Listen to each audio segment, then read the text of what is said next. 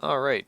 Hello, everyone, and welcome to our patch notes review. I, of course, am Ursinity, and we have Proud as well. At Proud Dota, at Ursinity, we are the Theory Crafting Thursday hosts, and I'm very looking forward to. That's not English language. Very looking forward Very to it. looking Yeah, forward good shit. to gameplay update 6.87, Batrider versus Rubik. All right. Yeah, can't wait for Batrider versus Rubik, man. My It, favorite patch. it's the ultimate matchup, honestly. It's those two mid heroes that are going to dominate this patch. All right, Right. so we're just gonna go straight down it. Straight. Jesus Christ, I cannot speak English. We're just gonna go straight through, and oh, this will probably get lengthy, but that's half the fun of patch notes reviews, right? Right. Yeah. Okay, let's do it. All right. General reworked ranked all pick. Now we have a ban phase. The ban phase Yeah. works weird though. So it's like voting. Works great. I mean, I like it. I'm just a little remiss. So like you 10 heroes get picked that and then two-thirds of them get banned. What is it? I think it's Okay, so 5 heroes get banned, but there okay, can be it's 10 half. It votes. just says afterwards half, yeah. So yeah, half the heroes are banned and half of them are not. Okay. Yeah, so like what do you think about that? Do you think it's interesting in that like It's like necessary because otherwise there would be no way to practice like Invoker or OD this patch. And now you can practice them like half the time. okay. Or last patch, I guess, because who knows if they're gonna still be spammed. But like, if you need to practice a meta hero, like if people could just ban it every time, like there would be no way to practice for like when you actually get that hero. Okay. So I think it's good. I agree. I like it. It's just kind of I feel like every once in a while you're just gonna be unhappy because it's gonna be like, oh boy, I play so that I can ban, X hero, and then you're like, all right, cool, RNG screwed me. Anyway, I like it. It's definitely moving in Well, the I right mean, direction. worst come to worst, you're like back to square one if they didn't make the change, right? Like Oh yeah. unless they also ban your hero, then you can be sad. But Oh yeah. I think it's fine. And it's nice because it doesn't leave the opportunity for you to be like, all right, I'm gonna only spam X hero and I'm gonna target ban this every time. So half the time your target ban won't necessarily go through. So Yeah, we'll look forward to that. That I'm sure is something that we're gonna have be talking about for the next month, even once it's actually put in on what I can assume it yeah, will I'm be sure. Thursday. They said it was gonna go live in a Man, couple I didn't days. even think of like let's say you want to pick Meepo and then you just like ban Earthshaker and then your friend bans like Ember Spirit. That'd be great. Yeah, I feel like there is potential for some pocket strat abuse. Yeah. There's some real shit gonna go on in ranked all pick. Yeah. Yeah, boy. I'm thinking of like the party MMR farming strats right now. All right, Yeah. scannability. Did you ever play do you play StarCraft? I was Masters mate. Were you actually? Yeah, and Masters Protoss. Oh, okay. So everybody's joking that this is the StarCraft patch because of scannability because it's the Terran thing. Right. Yeah.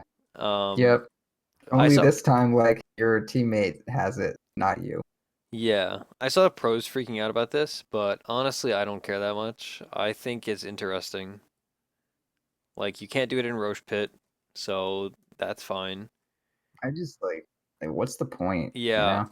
that was kind of my prerogative. Is it's It's just like, all clutter. right, like because it doesn't give you actual information. It just gives you like, all right, is there a hero here or not? Well, And that's it information, gives you yes, some but you could like very easily be if you're like misled. pushing like if you're like split pushing and you're oh shit maybe I can like take their base right now, like you could scan their high ground to see if they're like waiting for you, like that's kind of cool, but Okay. it's just I don't know, it's just extra shit that we don't need. Yeah, it's kind of yeah, it's interesting. I think this is another one we're gonna have to wait to see the actual impact of it.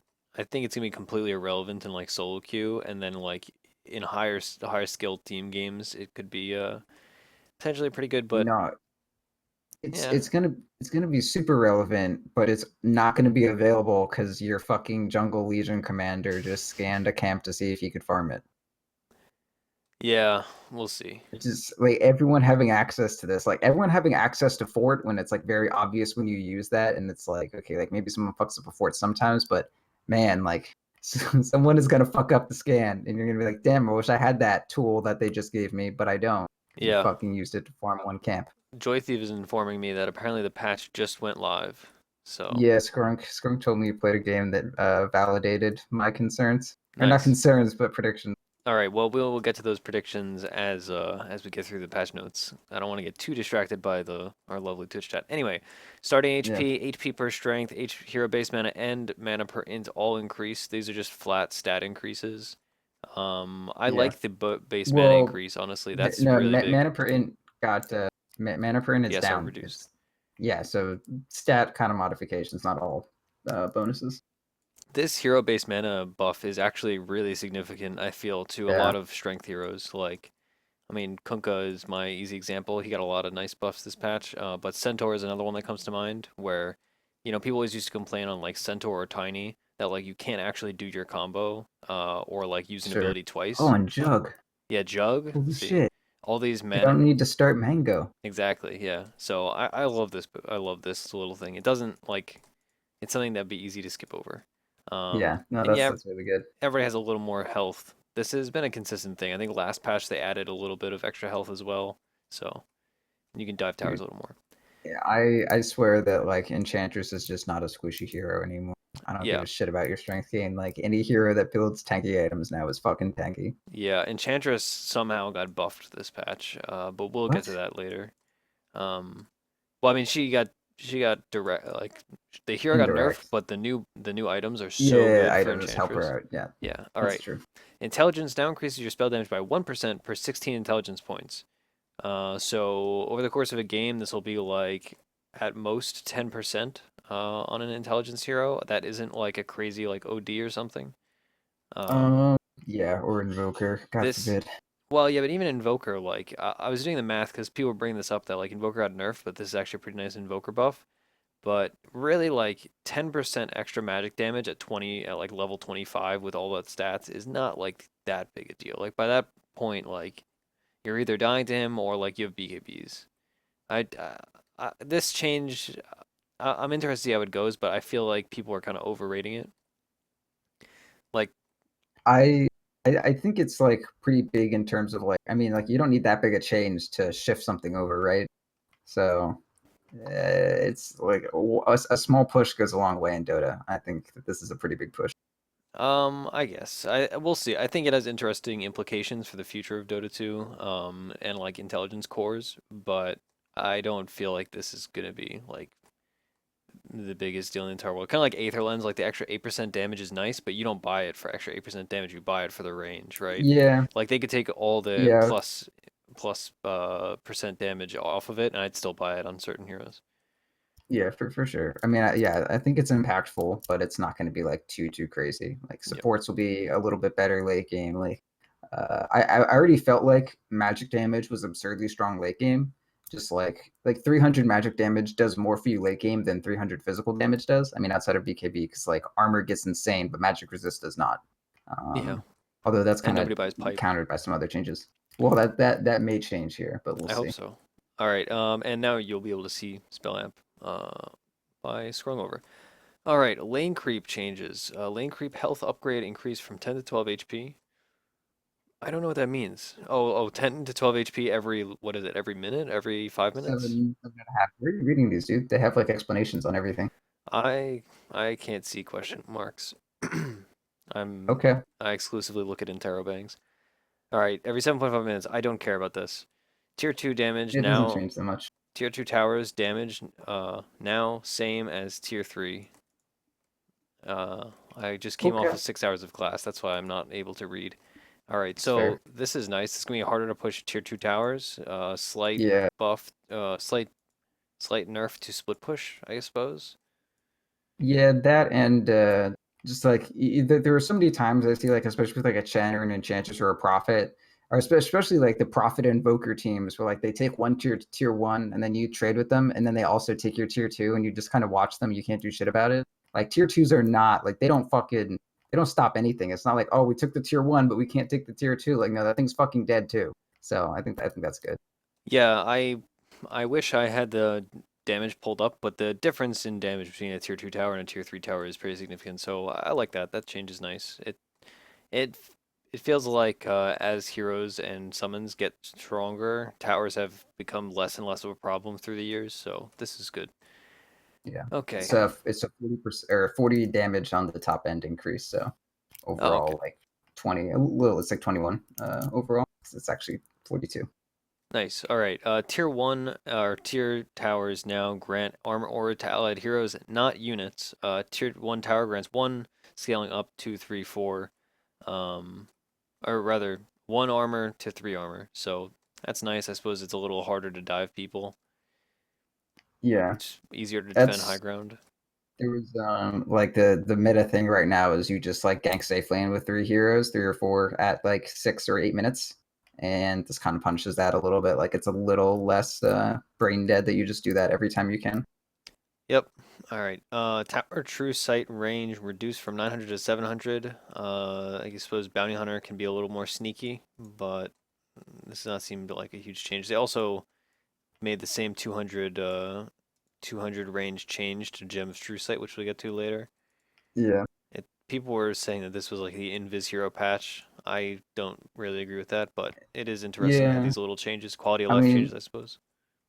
I like that, like when I'm sieging a tower, I can place a sentry relatively close to it now, as opposed to like, there could be someone stealth under the tower and there's no way for me to know without putting my sentry in true sight range. So I think that's good. That makes a lot of sense. All right, initial bounty rune no longer gives experience. You will not be able Nice. to get level 2 within 1 creep wave anymore. Yeah, Or like guaranteed. pool level 2 with a ward plus bounty rune. I like this. I think it evens out the mid matchup a lot because every once in a while you just get screwed if somehow you don't get a level 1 rune and the other person does and they have level 2 before you and you Yeah, just like lose the or whole your lane. fucking pub specter picks it when you're 3 stacked and he's in 2 and he has an Yeah. offlane weaver as his friend. Jesus Christ. Yeah, that sounds about right. It'll make it harder.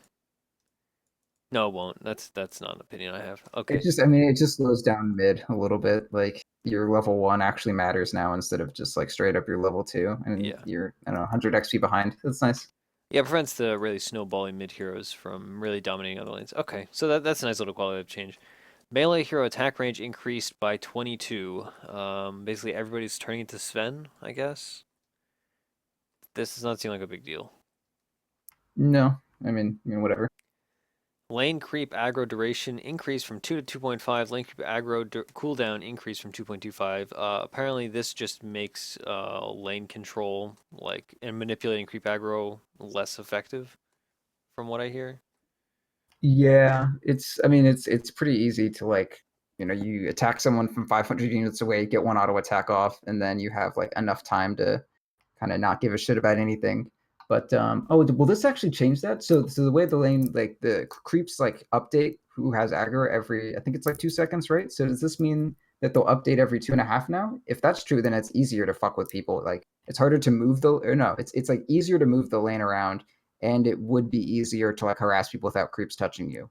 Is that what's happening? No, I think. Um, oh gosh, this is No, weird. that's what it is. So it's more effective. All right, I was just going off because like I don't Yeah. know. I never deal with these numbers things, but I No, heard I something. thought the same thing, but no, it's easier now. Okay, so they aggro onto you 25 or like 20% less for 20% less time, and they check 25%. Making it into percentages makes things way harder. Basically, so every 2.5 seconds, they're gonna check if they need to attack you. So like you can go and hit someone, and then if you're like timing the window, or it's just if you do it in a lucky spot, like where you get 1 attack off, you have an extra like 0.5 seconds here or there to like stop attacking and then not get creep aggro. Or if you're trying to get creep aggro to like pull them, you have 2.5 seconds to like be manipulating the creep wave instead of just 2. Cool. All right, melee creep gold bounty reduced by 2. Super and mega melee creep gold bounty also reduced by 2. Range creep gold bounty unchanged. Melee and range creep gold bounty increased over time from 1 to 2, which is every 7.5 minutes, like we said earlier. Melee creep experience reduced by 17, and range creep experience increased by 59. So basically, or not 59, 49. So basically, if you deny your range creep, you win lane, and if you don't, you lose lane. Yep. Or if you sacrifice your ranged creep. Yeah, lich buffs. Holy shit, Just what we dude. wanted. Yeah, that was one half of what Sprunk said the second he got into a game was Lich first pick. Yeah, I was having that conversation with some people on Twitter earlier, or actually on Discord or something. But Yeah, Lich is a good hero. that's what I'm gonna ban, dude. And fucking, I'll pick that's It's fine to every time. pick. Um, so basically, like range creep is now the focus of matchups. Immediately, I think that heroes that nuke are going to be advantaged. So like if I'm playing Lena, for Yeah, instance, I'll just like nuke down my range creep so you can't deny it, yeah, that's compared fair. to having the potential to actually deny it if like you're just straight up last hitting. Yeah, It's interesting. and melee creeps are like worth a bit less, but it evens out and gets even bigger once you pass 15 minutes, but earlier. So I don't know, people aren't snowballing. Like safe lane carries will take a little longer to like get big ticket items, and you won't just like I don't know rush Midas quite as quickly, I guess. Nice. So yeah, I won't have 14-minute battle furies as often. All right, experience required to get from to level 8 and level 9, rescaled from 60, 1200 to 80, 1000. Basically, they're just evening out the XP gain or Yeah. XP needed to get to certain level marks. That is fine with me. It was kind of ridiculous before. Yeah. Um, I kind of liked the like dynamic of planning your build around like having a long level 8, so like needing your build at 8 to be interesting, build at 11 to be interesting, but also just even it out, whatever, it's fine. yep. All right, Ethereal now blocks in-flight attack projectiles fully rather than just ones launched before Ethereal. Previously, non-physical damage could sometimes go through. This just seems like a bug fix that's I mean, disguised as a patch note. I guess I mean that used to be how it was for like Windrun and that sort of thing, but they eventually just changed it to be how it is.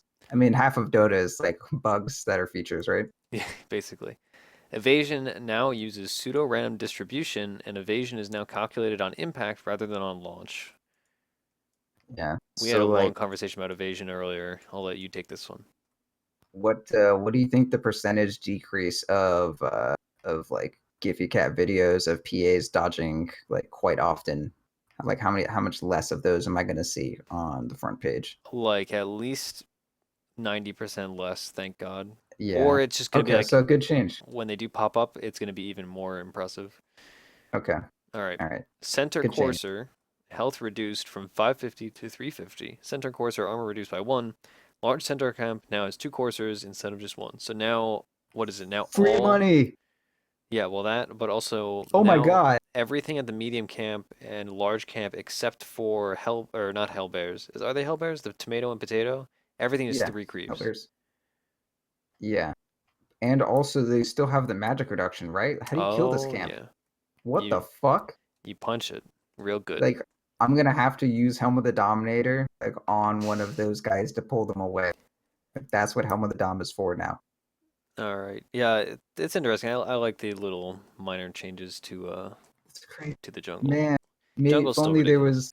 if only there was like a melee carry who cleared camps quickly without magic damage that everyone picks. Yeah, can't imagine that hero. Yeah, All right. Roshan buffs. Roshan magic resistance nerfed actually. He has 20% less magic resistance, but his HP has been increased from 7,500 plus 125 a minute to 8,000 plus 175 a minute. So 50 per minute and 500 overall. Roshan XP bounty yeah, changed from 1789, that's a weird number, to 750 plus 20 per minute. So this means like Ursa nerf, I yeah. guess. Harder to kill him, and it's worth less. The magic damage though, like he takes double the magic damage he used to, basically. I mean, a little bit less than double, but pretty close.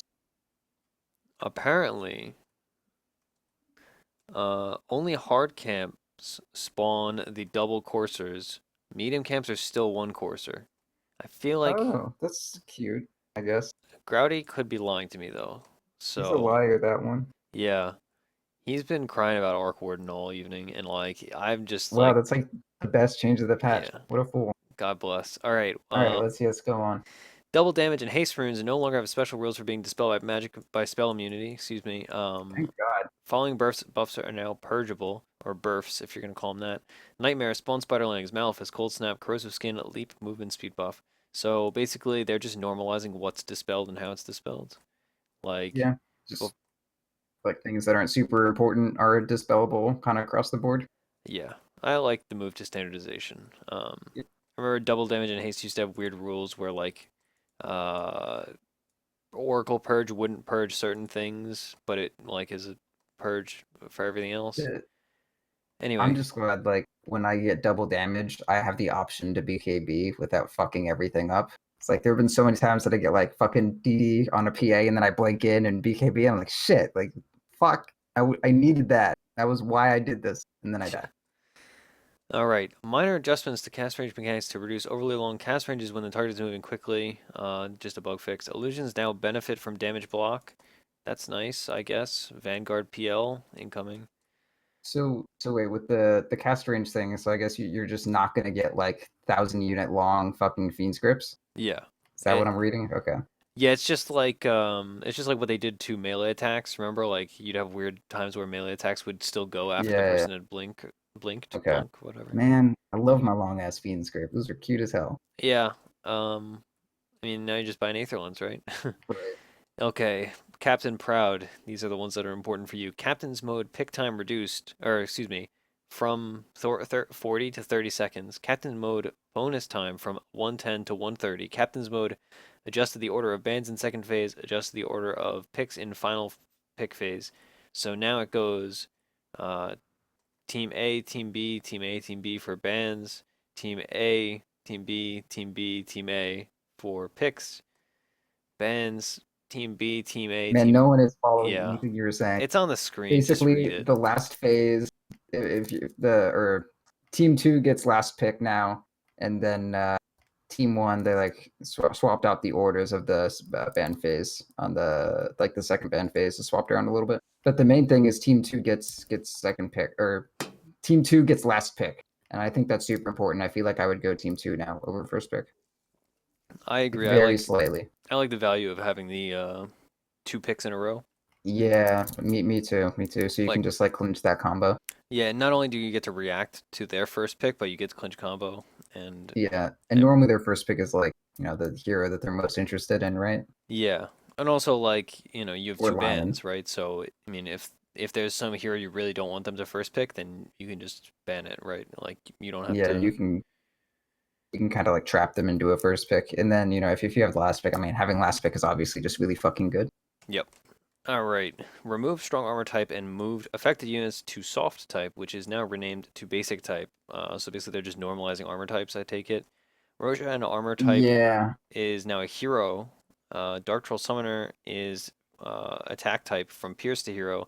Thunderhide now from basic to hero. Dark Troll Summoner damage reduced to 40-45. Thunderhide attack damage reduced to 60-65. Harpy Stormcrafter mana pool reduced to 400. Satyr Tormentor mana pool reduced to 400. So basically minor, or actually some some significant buffs to the, or excuse me, nerfs to the jungle camps and heroes that are picking up those jungle creeps. yeah. Um, The change on armor type is like a pretty big deal, yeah, honestly. It just has like a lot of implications between like melee creeps that counter each other, and Shadow Shaman wards do like a shit ton of damage to creeps now for the most part. It's super crazy. It and they was it buff was their hard when it's splash. changed to yeah. Um, okay. Oh yeah, yeah, removed strong. Yeah, holy shit, that's yeah. So like the bear now takes less damage from towers, which I'm really happy about. Bunch of shit like that. Cool. I think this is also gonna be one of those in practice things. Like armor types, like intuitively, like they're significant, but like it's it's hard to math out in my head compared to just seeing it in game. Ter Yeah. Well, I mean, once you're playing, you're just like this thing dies quickly to physical yeah, damage, and in your head, it might as well be low armor, or it could be a different armor type. Doesn't really yeah, matter. yeah. I punched it good and it hurt. Green bar go down. All right, terrain changes. We're not gonna talk about that honestly, unless you have something that comes to mind. I looked at them Yeah, they and they're moved nice. to tier three. They moved the fucking tier threes back, and fuck that. Like, I'm so tired of like high ground being so fucking difficult to push. Yeah, Like, fuck that, honestly. I kind of agree with you. High ground's really hard. The other significant thing that comes to mind now that I'm remembering the terrain changes is Dire Tier 1 bottom is now has an extra avenue to be ganked in. because there's Nice. like an extra path, which is interesting and pretty good for balance reasons, right? Because Radiant could always Yeah, have been it's ganked super from that easy. path. Um, Yeah, that's super simple to gank Radiant that way. the rest of the stuff, I mean, we'll get to talking about, or we'll see it in game, It's honestly. like more metagame stuff than like actually directly talking about the changes, really, Exactly. outside of like moving the towers back, which again, fuck. All right, so now new items. Of course, they put in like 16 new items because not like we had enough already. All right, Right. Bloodthorn. New item formed from Orchid Crystallis Recipe. So that is a very expensive item. The 7,155. most expensive item in the game, except for like I think someone said like 5 Dagon or Dagon 5. Yeah. Well, I actually didn't think of that. That's wild, actually. That's so expensive. It's Um, it's absurd. Yeah, I have like a spreadsheet of the new items I was working on. It's crazy. nice. It's like really fucking weird. But yeah, as far as like actual right click plus damage goes, this item actually increases your damage more than Daedalus does when you have the silence active, and then outside of the silence, it's still like a shit ton of damage, really close to Daedalus. Yeah, I mean, we'll get into it more as we progress through the items, but this really seems like the patch of intelligence cores, like Silencer. I'm looking forward to it. Well, I'm not super sure because like no intelligence core can actually like farm that quickly, right? So like I mean, at least I with the don't know. Bloodthorn, like it's super like it's really hard to get to these items in the first place. And then like I don't know, it's really hard to get the items that they already need in the first place, I should say. But then also like the most expensive item in Dota, like fuck.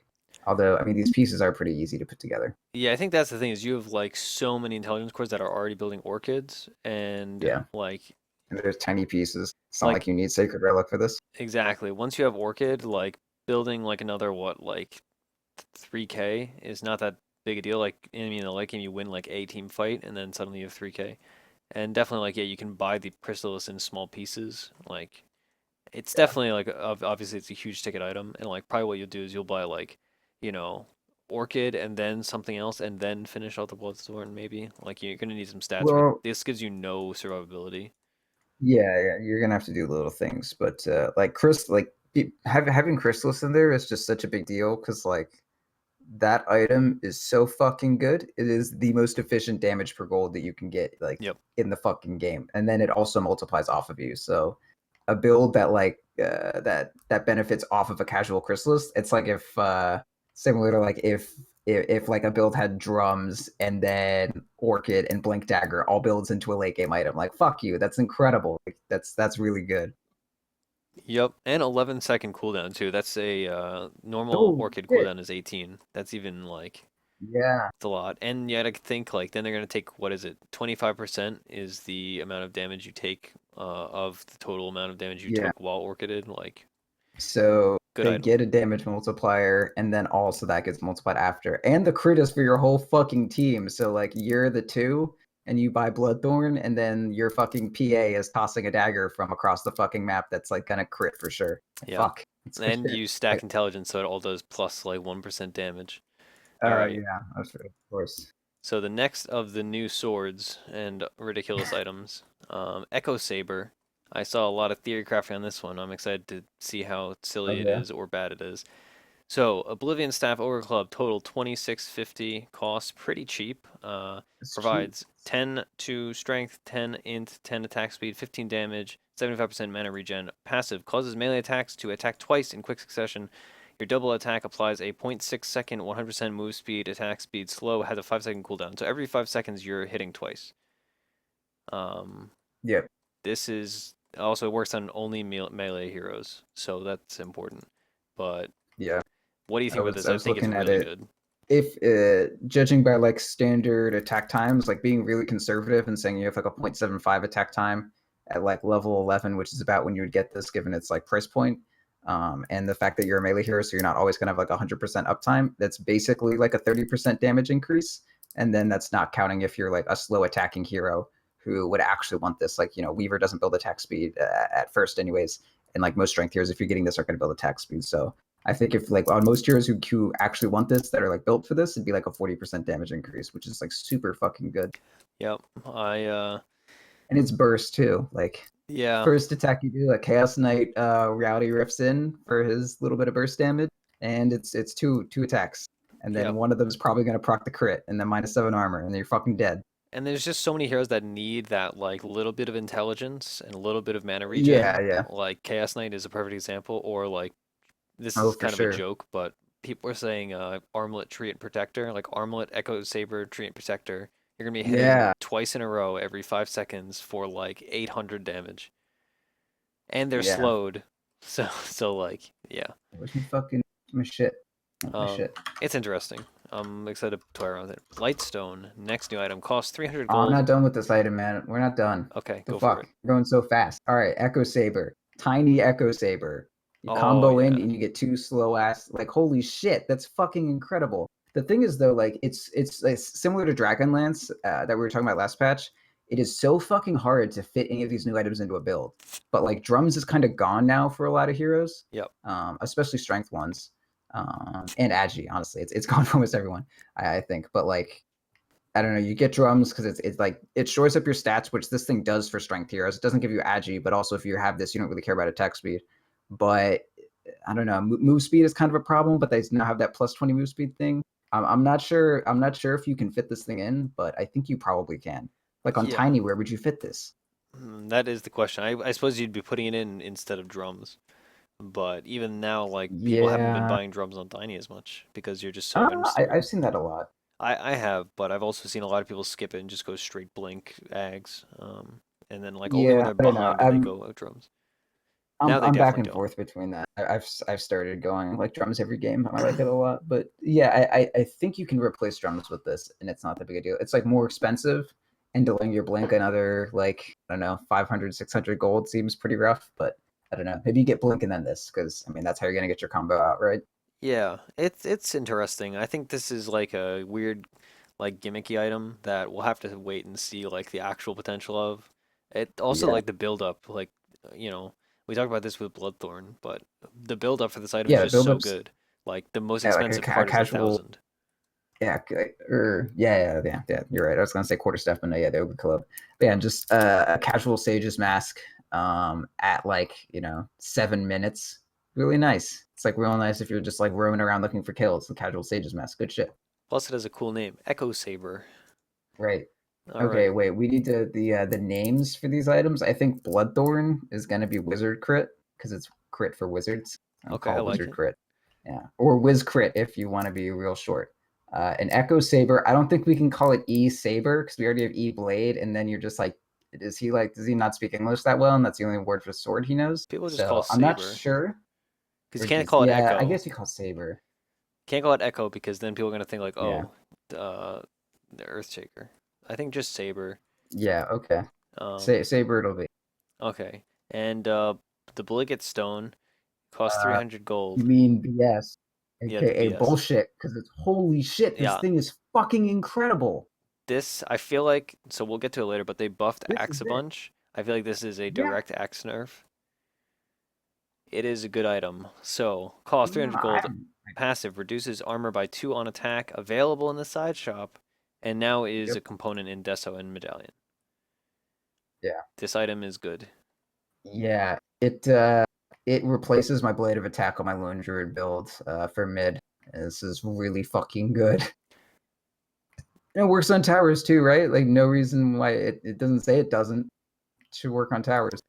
Yeah, it like I said. I mean, I feel like there's nothing else to say other than this is good. Especially I was like, playing. I'm fucking tired of you, man. Dude, minus armor strats are gonna be so fucking meta. It's gonna be insane. Because like this will stack with Deso and Medallion and everything else that already existed. oh, Like if you're PA and you have Deso, you can just buy one of these and you're a fucking -9 armor. Holy shit! You throw a dagger for your fucking auto attack damage at -9 armor. Like Jesus Christ. and think about like if you are playing a matchup and you know like, all right, their offlaner is who's an offlaner with low armor. Like they're offlaning like Timbersaw. You just run at him and you're like, right, you have -2 armor for the first full minute of the game. Or like, oh, well, I'm mitting against a tiny. Or like they have a tiny safe lane and I'm playing an offlaner. Like I'm just gonna punch the guy. He's gonna have -2 armor, and it's just so much. It's just so much if you do this Yeah, against like low armor heroes.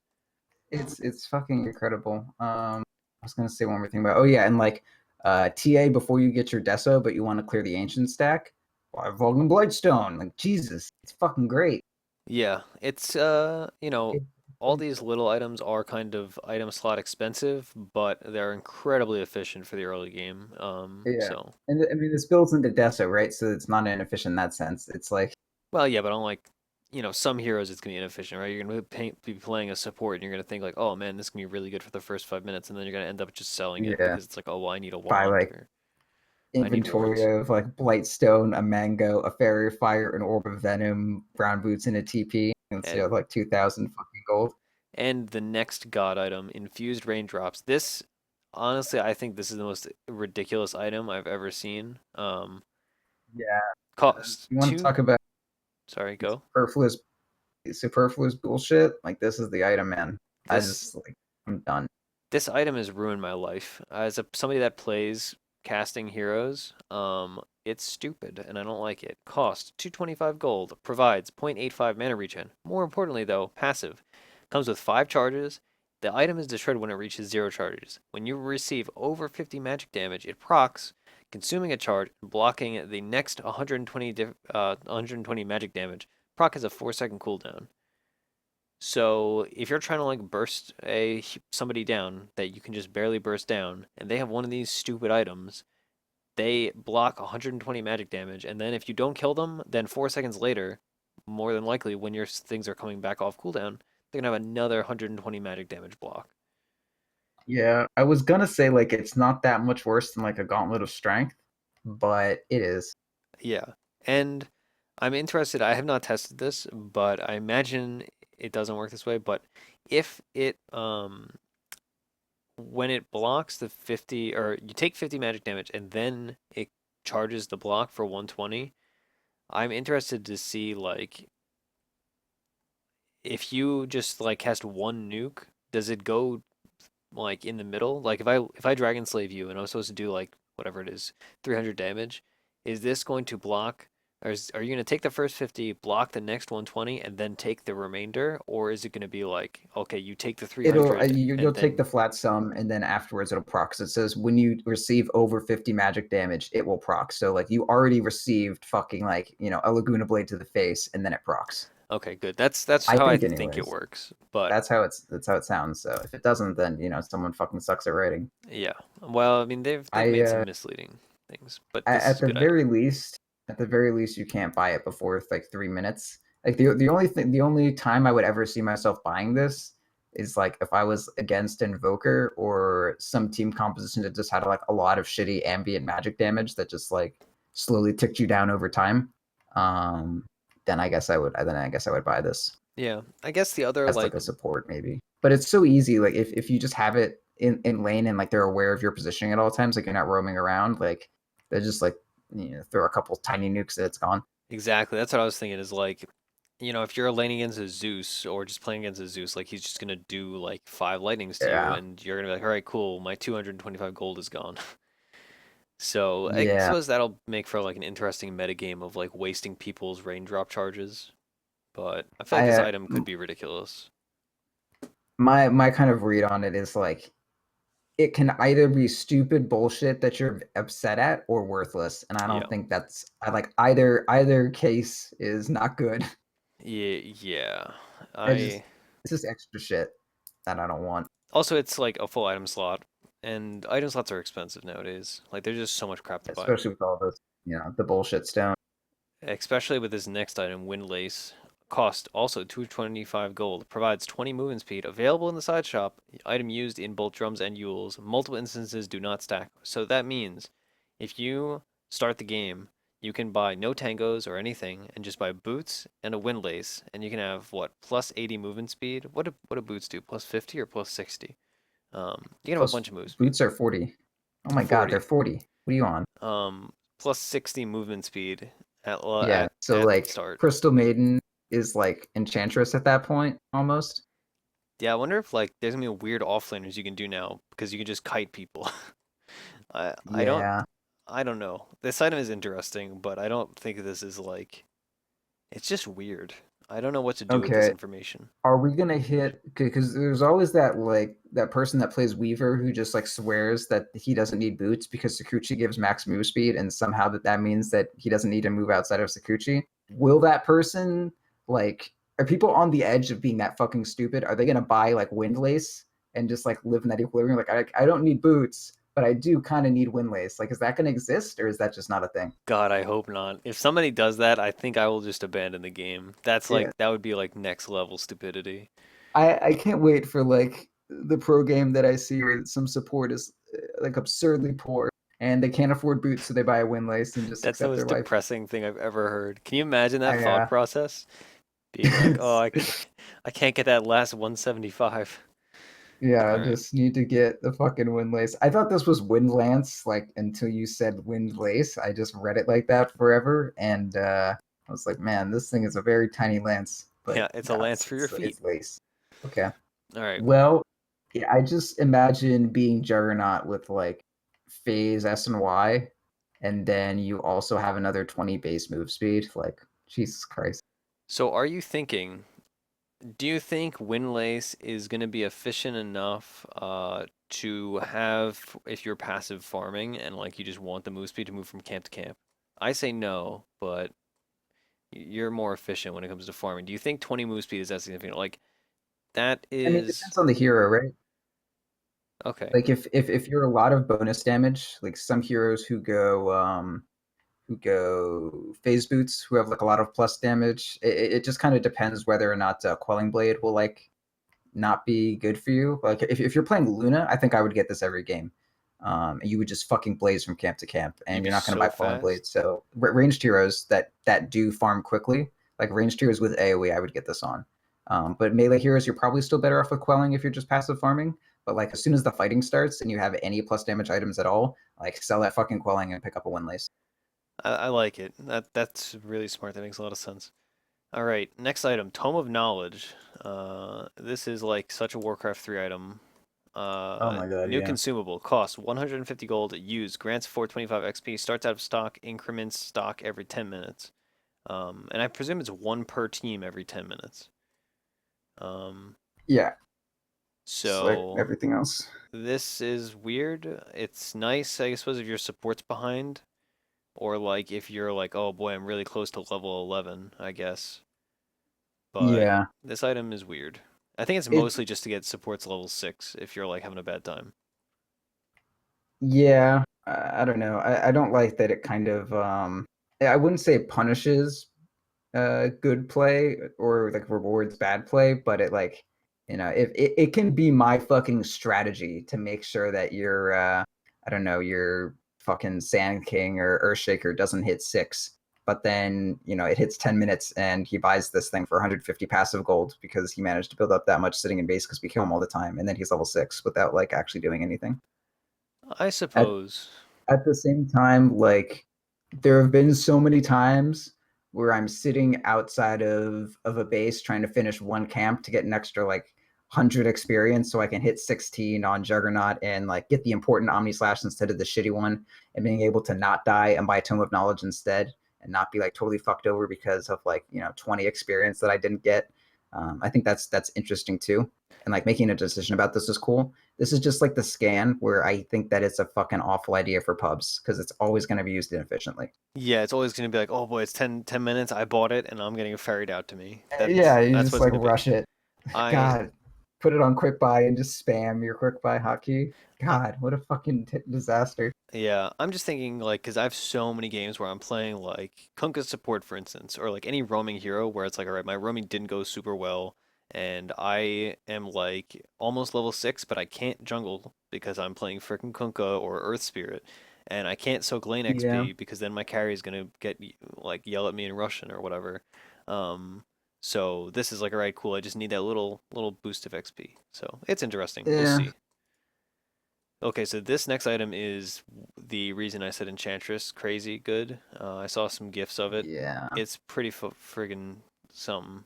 I haven't seen what it looks like on the. Okay, Oh my Blink or gosh, something. you should look at the GIFs or the GIFs depending on how you pronounce it. All right, Yeah, okay, link so me I something. guess we should talk about the actual item. It requires a force staff and a dragon lance. So now both these cheap items can be combined and built into a larger item and a recipe. So total of 43.75 gold, a like a standard mid-tier cost item. Provides 20 agility, 15 strength, 10 intelligence, 4 HP regen, 130 attack range, only on ranged heroes, of course. And the active, well, first of all, there's the standard Force Staff active if you use it on yourself. However, the changed active is when used on an enemy, it pushes you both away from each other 450 units each, meaning 900 total units between the two of you, Yeah, and allows, or 900 plus the cast range, which I don't know the cast range off the top of my head. So a lot of units. decent. Um, Very large. and allows you to attack that target without range restrictions for 4 attacks for a maximum of 5 seconds. Does not give Which also vision. works. Also works for melee. Oh, that is interesting. Changes shit up a little bit, huh? That's interesting. Does not give vision over the enemy. Although, why would you? You wouldn't build this on a melee hero anyway, because like Well, we'll 130 get to attack that. range. Okay. Anyway, yeah, you're right. Does not give vision over the enemy, which is significant because very often if you're pushing somebody like that far away from you, you're gonna lose vision unless you have nice warding. Works normally Yeah, like Force Staff when or used on self or Beastmaster. allies. Cooldown, yeah, or Beastmaster. 14-second cooldown, which means that's a 6-second less cooldown than regular Force Staff, which is nice even if you're just using this on Yep. yourself. And so cast range 400 used on enemies, so you can potentially make yourself 1300 units away from the opponent, which for Enchantress is a bunch of damage. Yeah, well, less than it was last patch. Yes, but it's still a lot, and like these stats are Yeah, it's so still worth good. it for her, and And the build up also is for good. a drow, like heroes that need to get the distance. Like it's already hard enough to fucking close the gap as like any melee hero. And now this, That's fucking true. this. I I'm interested because this item, like on Drow, for instance, like you said, like it's nice, but the buildup is weird because you don't want a Force Staff, but you do want a Dragonlance, and then the stats are so like whatever. It's interesting. I think I I have to wait and see where this pans out. I'm glad they made Dragonlance build into something, but at the same time, I'm kind of like, boy, do I really want to be playing like Drow or somebody and be like, all right, I have to spend an entire item slot on this 4,400 gold item that gives me 20 agi and 15 strength and then a bunch of crap I don't care about? I don't Yeah, know. I'm not entirely sure. I will say though on the melee front, having force staff in this and having it be remotely viable may actually be really good. There was a time around it was before TI3, I want to say like 4 months or so, where Liquid was playing force staff Skeleton King, and I started playing Force Staff Skeleton King, and holy shit, man, that was a good time. Like Force Staff is a legit ass item for melee heroes. I'm just gonna Okay. say, like Blink is really good, but Force Staff is like a little shitty Blink, but you can use it while you're getting your fucking hams beat on, which is super important if you're melee. Okay, so, but here's the weird thing about that is if you're using this on an opponent to hit them, you have to be killing them in those 4 attacks. Otherwise, you're doing the opposite of what you want, and you're putting them farther away from you and you farther away from them. Well, if there is support and I have enough gold to spend on this piece of shit, I'm gonna guess I can kill them in 4 shots. Well, yeah, but it's Or it's or I can just use it to force staff myself, and it's kind of like the Shadow Blade to Silver Edge effect, where like it's just added value on a shitty item that you need. yeah. Like if you could, if this was blink instead, and all it did was add those stats and it was still blink, like this thing would be overpowered as fuck, right? Oh Because yeah. like you can buff blink, holy like blink with some stats, that's insane. That would be ridiculous. Similarly, force staff with stats, if you do value force staff highly, which I kind of do. It's like my favorite item, I think, honestly, despite me not buying it because I play carry. But I'm just kind of happy about this. It's And like think interesting. about Sven, man. Like you just use like it's so hard for Sven to get 2 auto attacks in. You Pe- get 4. Holy shit! People talk about Echo Saber on Sven. That was one of the ideas people had. Yeah, Was like ult and you're just just gonna do double attacks every 5 seconds. Like build Echo yeah. Saber and build like double Daedalus instead of building a Moon Shard or like an AC or something. I don't know. Yeah, and just go all out burst. I can see it. I mean, it's the Echo Saber is just really good for any hero that has like no uptime, like just has a really big burst. And Sven is one of those heroes. You blink in, stun, 2 auto attacks, you get controlled, and then you might get one auto attack off again, and that'll go double. Like you really don't get a lot of auto attacks out as like a big tanky high damage melee hero anymore. Or maybe you never did, who knows? But so these two items kind of like give melee heroes a delivery mechanism for their damage at a very large cost, but I don't know, it might be worth it. We'll see. All right, so now no more new items, just item changes, and one that I'm Uh, sure you're heated about, and I I'm am so looking forward mad. to. Skull Basher. Oh Now my bash god. damage reduced by what? 35 points? 45 points? 120 to Yeah, 85. 35. I don't do math. Recipe 35. cost reduced by 250. Just a straight nerf to Skull Basher. Um, Um, Kind of. If you're not getting it for damage, it's a buff, right? Because it costs less. And if you're like a crit hero, the like flat damage doesn't matter as much, so it's cheaper. Whatever. yeah, I suppose situationally it'd be okay, but generally it's a nerf. All right, but Abyssal Blade now. All right, so I'll tell you, I was at work when these patch notes came out and I read them and I was laughing for like 5 minutes when I read the Abyssal Blade change. This is like the weirdest thing I've ever read in my entire life. Okay. Mostly that first sentence. Abyssal Blade now requires Basher Vanguard and a 1550 recipe. Details. Yeah. Cost. Now 350 gold cheaper. Previously provided damage and strength. Now provides 10 strength, 10 damage, 250 health, 15 HP regen, damage block, 100% to block, 40-20 damage for melee ranged wielders. Overwhelm mana cost reduced by 75. Overwhelm cooldown reduced by 25 seconds. Bash damage reduced by whatever that was, 35 points. So basically, Abyssal Blade is now full utility. It's not a damage item at all. Like you're gaining like 10 damage and 10 strength, whereas you used to be gaining 670 damage and 10 strength. This is weird. Yeah, I'm upset. There are no plus damage items left in Dota outside of like MKB. Daedalus. Not even MKB. That item already got fucking slashed into from 81 damage to or whatever it was, 88 damage to fucking 66. That was Yeah. last patch, and it got rolled up into 160 magic damage bash or mini bash. So But yeah, I was doing. I have a spreadsheet here. I actually made this. I wanted to kind of figure out if there are any sleeper items that are actually going to give you plus damage now. And I calculated like the gold per damage of all these fucking items. And Basher, Abyssal Blade used to be like, despite it having being rolled up into the Basher, despite the Basher nerf, and despite all the damage you get when you bash, and the fact that it has a stun, it was 100 gold per damage basically, which is good. It's better than most things and about equal with like other damage items and that sort of thing. So that was fine. But now, man, this thing doesn't give you shit. It's like 200 fucking gold per damage. It's awful. yes. Um. Then again, now you can overwhelm way more. So do you think we're gonna start seeing this like Abyssal Blade being built on like offlaners as like a utility fighting Hello, item? Like some kind of weird like, all right, I'm Sam. what? Oh, sorry, I'm not Did you talking. die? No, I was talking without pressing my alt key. All Okay, right. good job. So, my question to you is now that overwhelm is something that you're going to have way more often, and with the complete reversal, or not, yeah, I suppose reversals, complete change on the stats, are people now going to be building Abyssal Blade as like a utility item on offlaners compared to a damage Yeah, item on carries? So now you're going to be playing like, I don't even know who would build this, like Axe. Axe, yeah, or Bristleback for sure. Oh, yeah, Bristleback, that'd be sick. Insane for Bristleback. Yeah, just in any hero that liked Vanguard before and was kind of like any hero that like likes control and is interested in Vanguard, but kind of fell off once like BKBs came out. Like Centaur may be interested in this thing. Like it's just this thing of how good Sheepstick is, and then the fact that Abyssal Blade's like pretty similar to Sheepstick and what it does when it goes through BKB, shorter range, all that shit. Yeah, 'cause it's better. Um, yeah, but it also was super hard to farm because it was 3,800. You had to like cross the relic comp. Plus, it was like a basher item and it didn't give you star ability, so it was like kind of for right clickers. So most heroes didn't get it. But like now, man, like if you don't right click, this is for you. Yep. All right. So I hate Aether it. Lens change.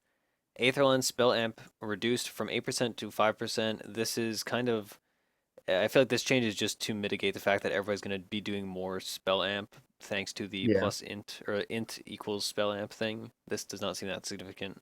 Also, because Aether Lens gives you mana that isn't intelligence, so like I don't know. I just kind of thought that was a little funny thing. Yeah, Aether Lens is just a good item, and like I said it earlier, it's still like this has not changed the math on like, do I buy this item or do I not? Like, it's still like, all right, cool, it gives me all that Yeah, 200 cast it range. still does what you bought it for. Exactly. Animal Courier, 20 seconds less on the respawn time. That's nice, I guess. Armlet of Yeah, I Mortigan. like that. Yeah, I mean, it kind of sucked when you're. Oh, actually, so that's only for regular courier. That's not applied to flying courier. So it's just like, oh, okay, bounty Oh, hunter sniped my courier.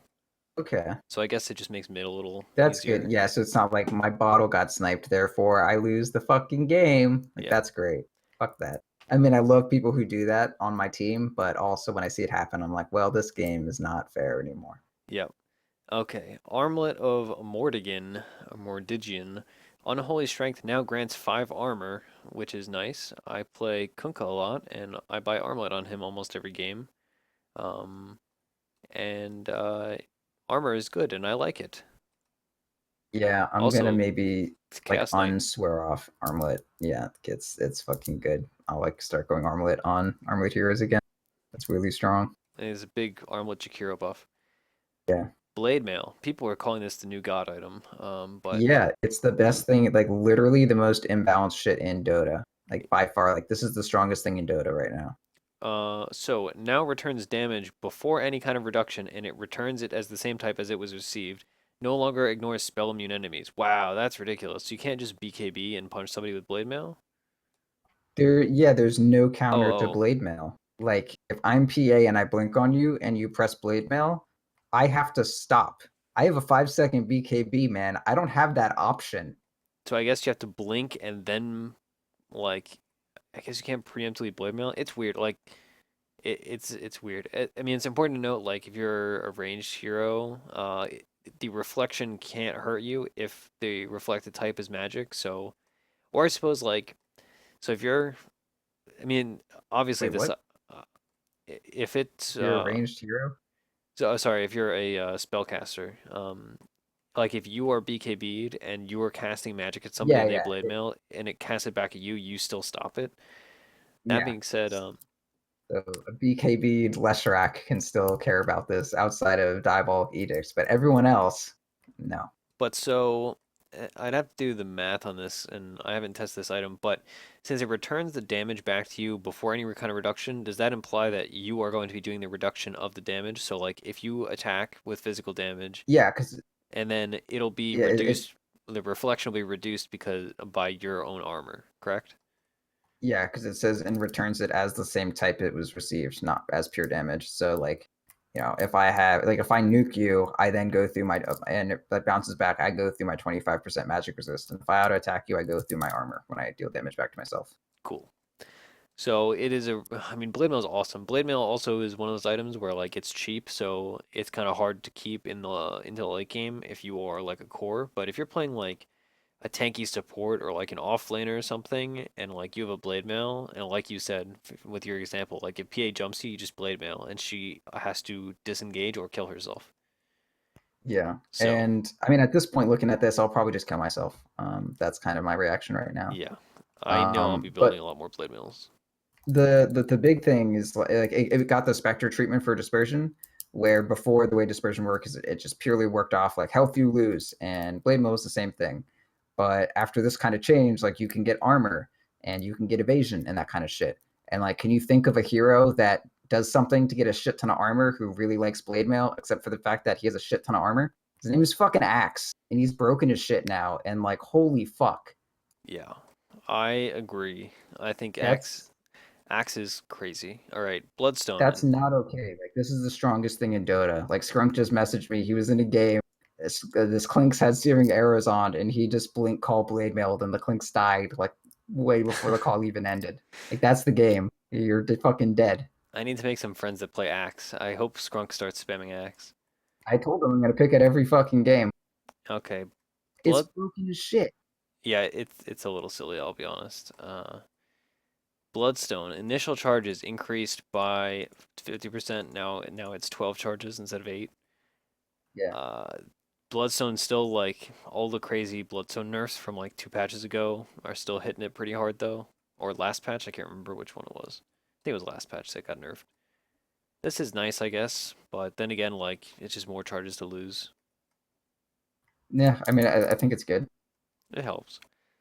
Like if you're fucking Storm Spirit and you don't get any fucking mana ever, but now you have 4 additional Bloodstone charges to start with. Like, I mean, like the thing with some of these Bloodstone heroes is like you get Bloodstone to never die.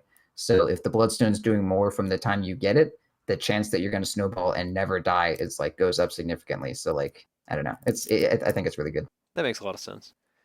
All right, Butterfly. Flutter cooldown reduced by 10 seconds. This is nice. It'll help farming efficiency, I guess. Yeah, it lets you use it without being fucked for 10 less seconds. Yep.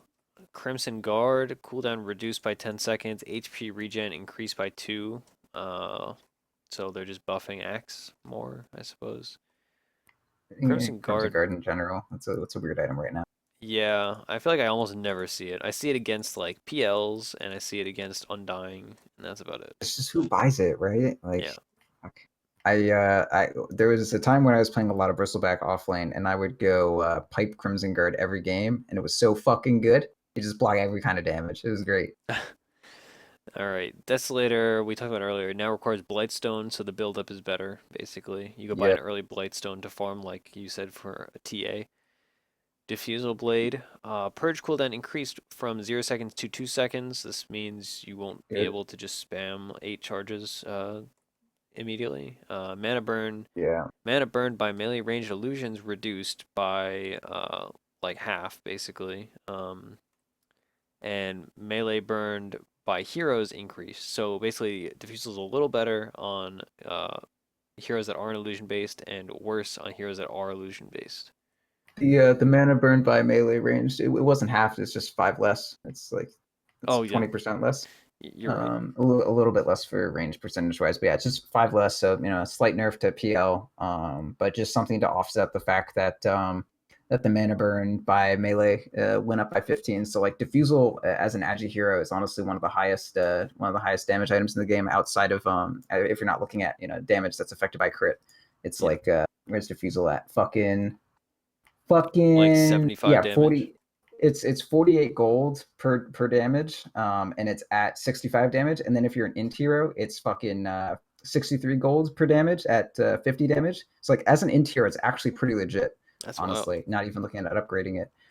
But yeah, like that's a really really good damage per gold thing. Like Deso is like 70 gold per damage, and Deso is like one of the most pure damage items in the game, and like not counting the fact that you're burning mana and not counting that Deso is applying the minus armor debuff, like pound for pound as far as just pure plus damage, like Diffusal wins out really heavily.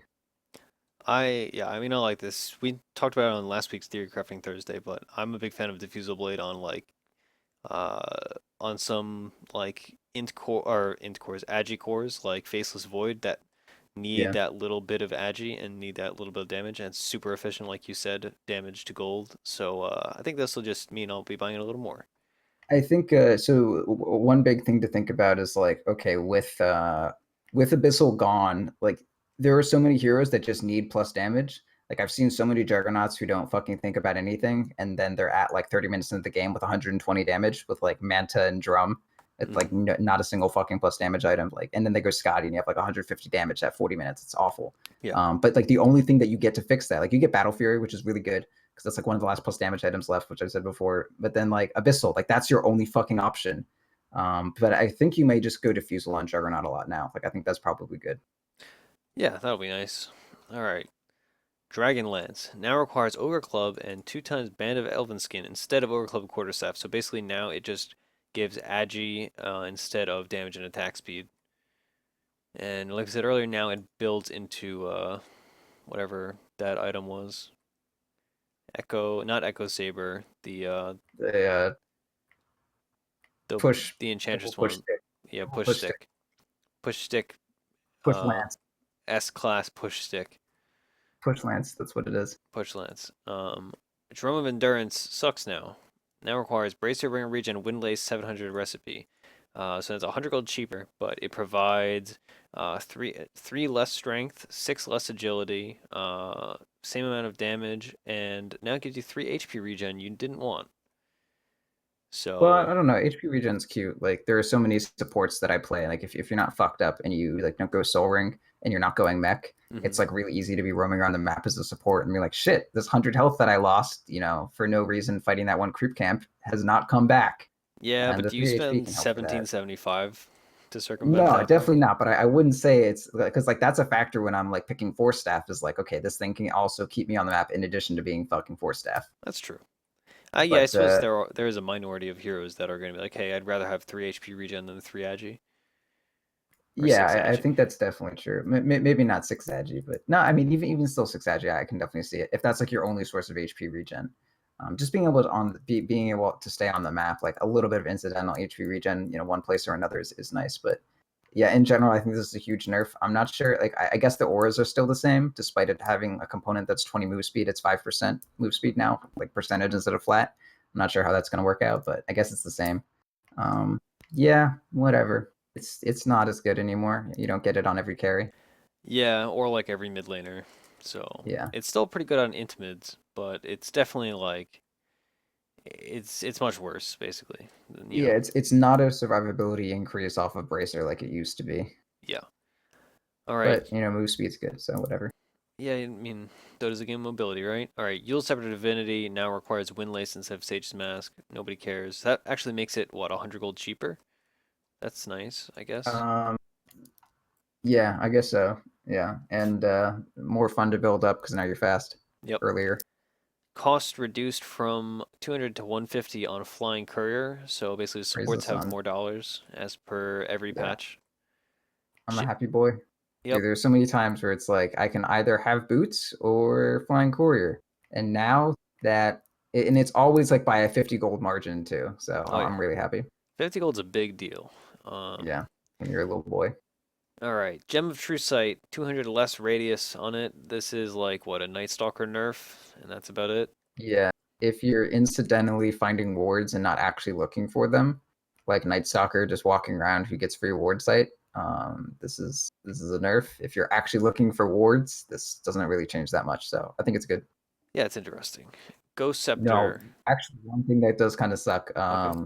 Like if there's a team fight and there's just like an invis hero and one of your teammates has the gem and like they're off fighting someone else, it'll be kind of harder for you to like be effective in that like over there. And this makes me think of a game I was playing where I was lone druid earlier. And the only reason we were winning is because I have enough slots to like hold gem and quelling blade against this treant. So like I was at like random spots on the map, like cutting trees, but we still had vision of their like Nyx assassin coming in on us, like even when I wasn't near people. So like if you're not like on fucking like the Vanguard watch for your whole team in the middle of people, like you're not actually going to be quite as effective. So I think this will like things will happen because of this, but people won't really think about it. Yeah, that makes a lot of sense. All right, Ghost Scepter cooldown reduced by 5 seconds. This is nice. I buy a lot of Ghost Scepters. It is a really Yeah, good item. People that don't is build it what enough. it's what Ice Frog wants you to do. Wants you to build that Ghost Scepter, Gives you a lot of stats too. I'm a and big that's why fan. I'm gonna go fucking diffuse the one jug core now. Yep, NPA. Glimmer Cape. Yep. Mana cost reduced by 20. This is nice. Sure. Yeah, Aether Lens kind of pushed Glimmer Cape out, and they were like, Yeah, "Wait, this thing was broken. Why did you forget that?" And it now it's back. it's still crazy good too. It's just Oh like, yeah. I mean, we've talked about it all recording, is like the slot efficiency is such a big deal on supports. Like, and cores, like what, no core is gonna build a Glimmer Cape. So like Well, yeah, that's true.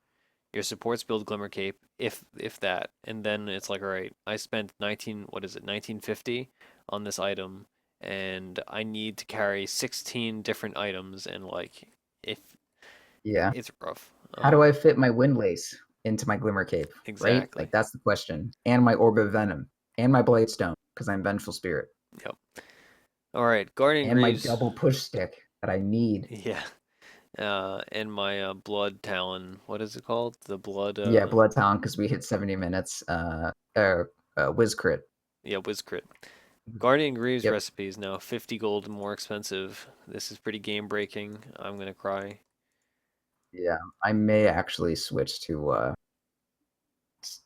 I don't know. What other game is there besides Dota? Overwatch, give it a week. Okay. You're gonna play Um, Overwatch, right? I don't. I'm gonna switch to Duelist full time. Yeah. Okay. Well, we can talk about Overwatch some other time because I'm very All hyped right, for that game. whatever. Heart of Tarask. They buffed this item again because people stopped building it. Because everybody's just like, Yeah, hey, I could build a Scotty. All right. Heart of Tarask. Scotty, good item. Strength bonus increased by 5, so that's 5 extra strength, which means 100 Chaos extra Knight, health. fucking Chaos throbbing Knight, yeah. chaos cock. Just so happy right now. Yeah, boy, that's an image. Health bonus reduced by 50. So it's actually only a 50 HP buff, but it is 5 obviously 5 strength, so 5 damage on strength cores. Yeah, and then on I don't I still don't think you would get this on Sven, but like I don't know. That's more damage on Sven than it is on anyone else outside maybe Chaos Knight. But yeah, It it's a lot of strength, damage. good stat, good important stat. And like going strength now, like I don't know, just focusing on strength. Like if you were a Sven build that like focused on getting like a shit ton of strength and then like a Daedalus, this would be a pretty solid path to take. Yeah, I buy hearts on Kunkka as well when I'm playing core Kunkkas because some games like you're just so like you just need HP and there's no other HP item for you to buy when you're playing like a strength core except unless you build How Octarine. much how much did they change strength by? It's just one, right? Like one more HP per strength. It's 20 now instead of 19. Yeah, it's That's what it 20 instead was. of 19. Okay. So it's just Oh just yeah. easier math. Yeah. So Heart gained overall a wait. 50 Yeah. health. Okay. Well, 100 because of the previous 40 strength, or I guess not 100. It's Fucking 50. 90 because the previous 40 strength gains, right? No, well, all right, so they gave it 5 extra Five strength, which extra is strength, 100, which is 100. but Yeah. then they reduced the health bonus by 50, so it's 50 total. Right. And then just because of the patch itself, the 40 strength that it had before, you now get one more HP per strength. Oh, okay, So you're right. overall, this item gives another 95. 90 health than it used to, and it already gave over like 1,000. Yeah, so Good item. it's good. I mean, people don't play as many strength cores, but strength cores are good, and this is nice. I play like a decent amount of heroes that build heart for one reason or another. Like PL heart is really good, just so you can kind of play it Slark like slip out of the battle, come back Yep. in with like full health in 2 seconds. Really good. Yeah, I So any remember. buff to heart, I'm happy. Yep. Helvin's Halberd disarm duration on ranged targets increased by from 4.5 to 5.5. It's interesting. This is only applies to ranged targets. Yeah, because Heaven's Howard already had like a discrepancy for that. So just Okay. making it more of a thing. I feel like they probably just wanted to do this, but melee is already like I don't know. How are you even going to use this on someone if they just double push sticked away from you? Yeah. So whatever, just that's fine. Fuck people that aren't melee because I like melee. All right. You and Wazoo both. Hood of Defiance removes 1 ring of regen from Hood of Defiance. Build up HP regen updated to match Ring of Health and recipe changed. Nice. So that's something. Lincoln Yep. Sphere, Well, more 325 gold spell damage cheaper. going around. Hood of Defiance a little bit more important. Pipe is now 350 gold cheaper as well. It's like good overall. Yeah, that's it's nice. And also like Casual people's hood. building those items, so Yeah, Centaur and like Centaur slightly better maybe. Maybe Centaur is looking a little nicer with all this like the Abyssal. I feel like Centaur could go the new Abyssal, and this hood's nice. Like if pipe is more important, there's more spell damage flying around. I feel like he might make a bit of a resurgence, especially with the like mana like base mana increase. I feel like Centaur might be pretty good now. yeah. People are saying that the other patch too when he got Stampede Eggs because Stampede Eggs was legit. But then people discovered Abaddon and they were like, oh boy, his ult is even better with Eggs. All right, Yeah. And Lincoln's Void also got nerfed out, so there's like another yeah. like spot of room for like an AoE disable offlaner. So Lincoln Sphere buff, 325 cheaper. This is gonna be nice for the build up on heroes like Morphling that want to buy Lincolns but don't want to. You know, they're gonna be useful Spend gold. 325 gold cheaper, or 300 Yeah, yeah. 325 gold faster. People often say Lincoln sucks and it's awful and don't build it, and they're mostly right. But man, what that item is so comfy to get. So I'm I love glad. it. It's one of my favorite items, even when it's It's bad. comfy as shit. It's like Battle Fury only for defensively. It's like a BKB you don't have to think about. Okay, Lotus Orb, another item that nobody buys, now requires an energy booster instead of an extra gold recipe. Thusly, it gives you 250 mana. HP regen Cool. increased by 1 thanks to every health change. This is nice. I like this Sure. change. I mean, Why not? mana is nice. I like it. Yeah. Axe Cool builds this stuff. item. Does he? Yeah, sometimes. I mean, it's like the ultimate Okay. situational item, right? So everybody kind of builds Yeah. it. I Yeah. That's the plate mail one, right? Yes, plate Okay. mail, That just shows I've perseverance. never built. I've built this item once, and then I forgot to use it. I think so. Yeah. Whatever. I've built it before and it's been like really game winning. And then I've also built at times where I'm just like, oh, cool, whatever. The really nice thing is it's a hard purge. So like if my teammate is hexed, I can just purge it right off them. Um, Yeah. Yeah. or The purge like is a really big aspect of it. I if don't they're think getting about it that fiend much. script, like it's sick. Yeah. Yeah. It's like Abaddon shield level, right? Yeah, exactly. But Okay. it also like it's just expensive, right? So if you're getting it, like your cores already probably have BKBs and stuff like that. So, but Sure. it's nice Sure. some games. Like if your enemy team picks Tinker, who got buffed this patch, stuff like that. Yeah. It's I've interesting. in my time playing roaming support Doom, there have been so many times where I just like doomed myself because I just doomed the exact second that they put the Lotus Orb on someone. And I'm like, shit, what the fuck happened? Why am I infertile blading anything? I'm like, oh, I'm fucking doomed. Great. Yeah. All right. Mask of Madness, active damage amp reduced from 30% to 25%. So this is a Mask of Madness buff. Dope. Anyone? It's nice. Yeah. I want to see this item back. I mean, not like back as it was, but just like remotely playable. Yep. Lotus Orb does purge mid-wisp. All right. Medallion of Courage now requires Blightstones have a recipe. Again, easier build up. Good item. Observer Yeah. Wards. Gold experience rescaled from 50 gold and 100 experience to 100 gold and 25 experience. So you're no longer going to be able to get a really fast level 2 or level up by dewarding, but you will be getting more gold. So that's something. Yeah. Um, The Medallion of Courage though, like I feel like Dazzle like minus armor, I feel like is just gonna be really strong this patch. yeah. And like Dazzle Venge just having the casual like 300 gold, having some minus armor early, especially on Dazzle because it affects your nuke, which is like more effective early in the game. It's like the fact that you have access to minus armor earlier on, and then it's gonna build into the medallion. Like I don't know, I'm super into this. This is gonna be crazy. Yeah. And his nuke got buffed too. So Yeah, that's what I was gonna say. His nuke is, and it's really good at level one now. Honestly, like there have been a lot of times where I'm playing off lane, and then Dazzle comes at me with like level one nuke. I'm like, shit, like, this thing fucking hurts. It's like good. yep, absolutely. I'm interested. I like that idea of I mean Venge got kind of nerfed, but running like Venge Dazzle as a support duo would be pretty sick.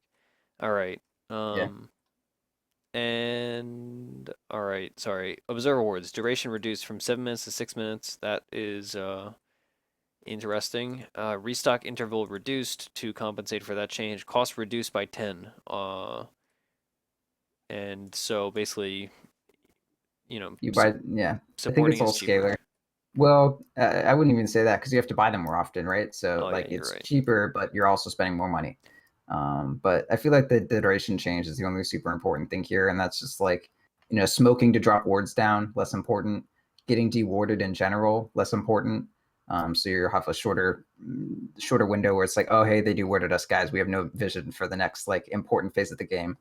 Yeah, you can reactionary ward more too. Like, your wards can be more specialized, I suppose. It's Yeah, like interesting. It's a nice little doing a change. team fight, place a ward that's kind of inefficient in general, but just super efficient for that fight. That's not as bad a thing to do. So cooler decision making, I think. Little less incentive to do like crazy secret agent warding missions though. Yeah, the cost reduced is nice just at minute 0, where it's like having Oh 20 yeah, extra for gold at sure. base is pretty significant. Like Yeah, many times it's like, all right, I would like to have tangos, but I don't have money for it, so instead I'll buy a salve. Stuff like that. yeah, All for right. sure. Octarine Core no longer provides HP regen, but instead, not but instead, mana regen also reduced by 50%. So I feel like neither of these things are reasons why you bought Octarine Core, but still, it's a nice little nerf to the item. Yeah, I there don't, is less icing on this cake. yeah, it's still It's like, still good. Yeah, like yeah, you'll still get it in those situations. It's just they're not giving you as much free shit, which is good. yeah, People survive on no health a lot in Dota. yeah, I agree. I feel like I don't want to just repeat myself over and over again, but so many times I'm just thinking like, the mental math, the, it, you know, there's not going to be a situation where I don't build Octarine Core because of this change, right? compared to some other changes that they could have made that would have changed that mental math. So Yeah. it's just like you said, a little I'm less free just stuff.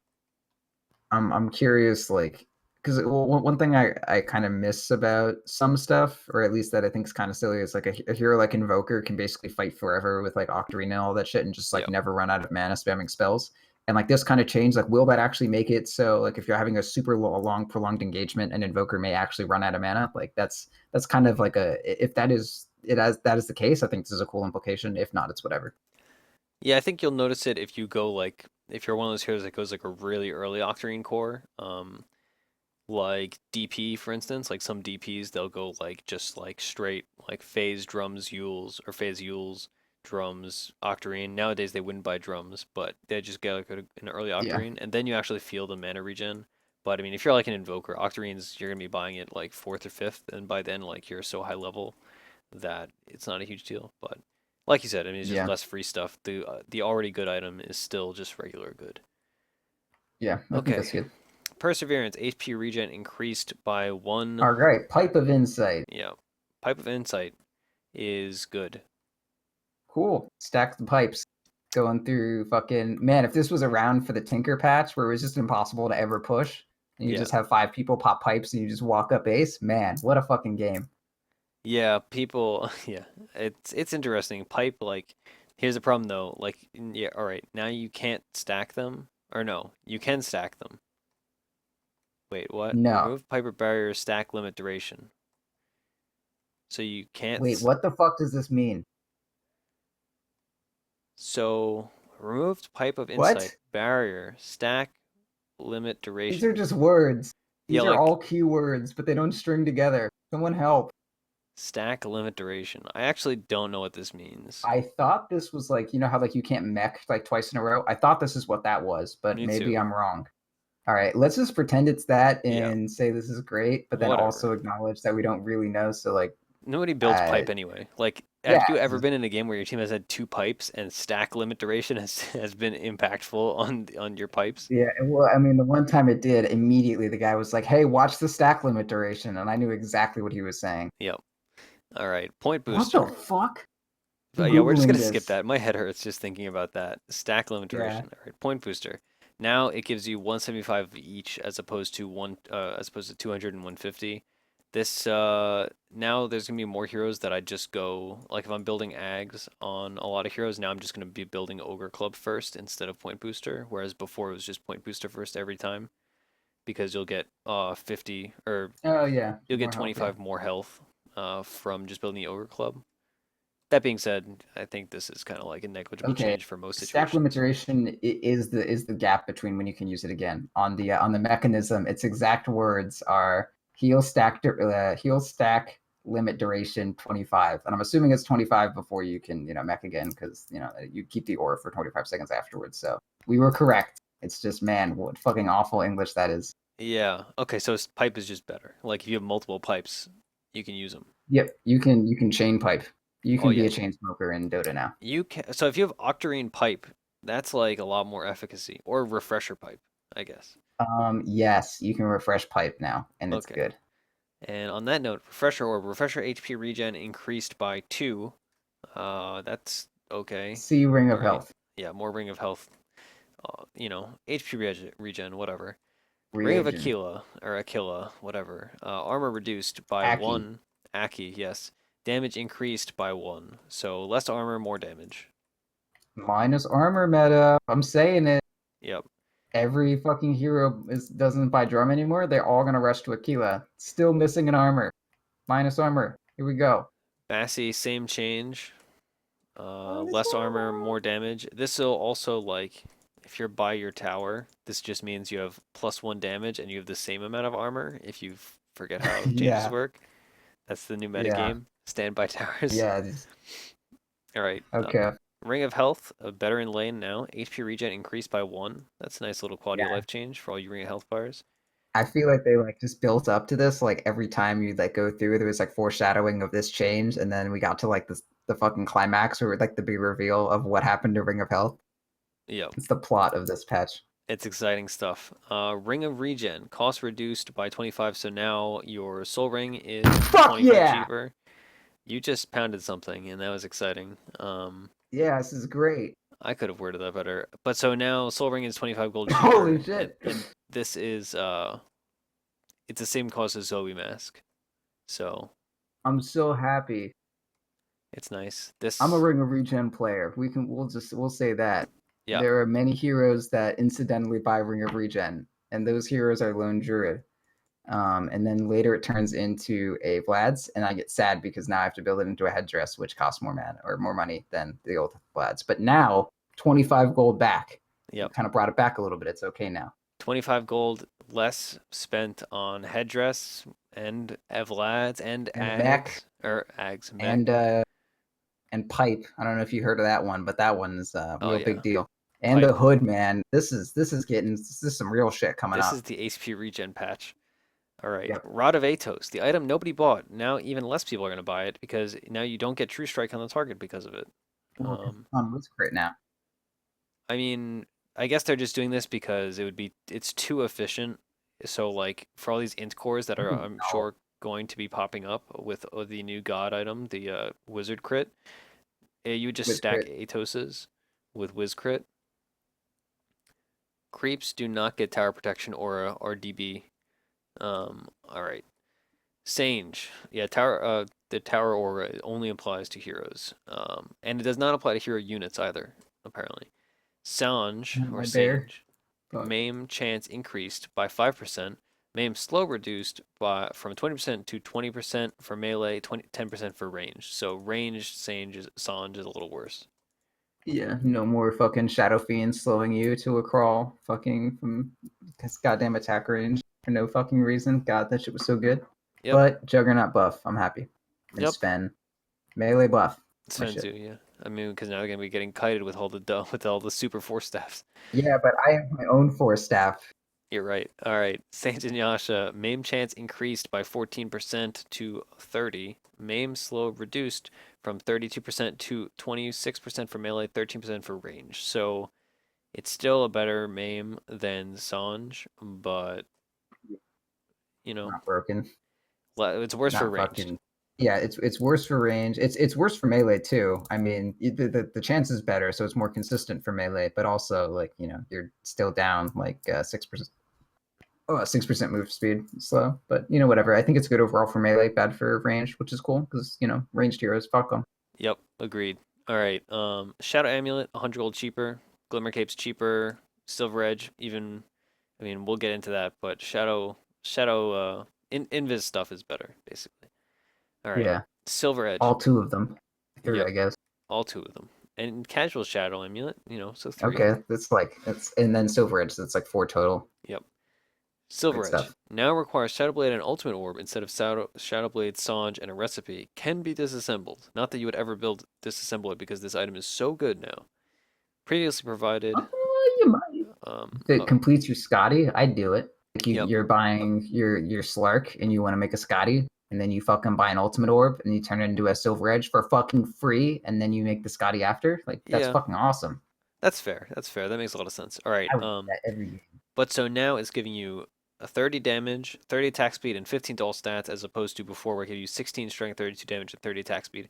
So basically, it's giving you like 45 damage plus 15 in two stats that are not your primary stat, whereas before it's giving you a total of Yeah. 32 damage and potentially 16 strength, whatever. Yeah, so Backstab, it's one less strength, 30 more stats, and at most you're losing out on 3 damage. and it's Or if cheaper. you're not, yeah, or if you're not strength, which like no one who builds Silver Edge is, you're up like 13 damage. So that's really fucking good.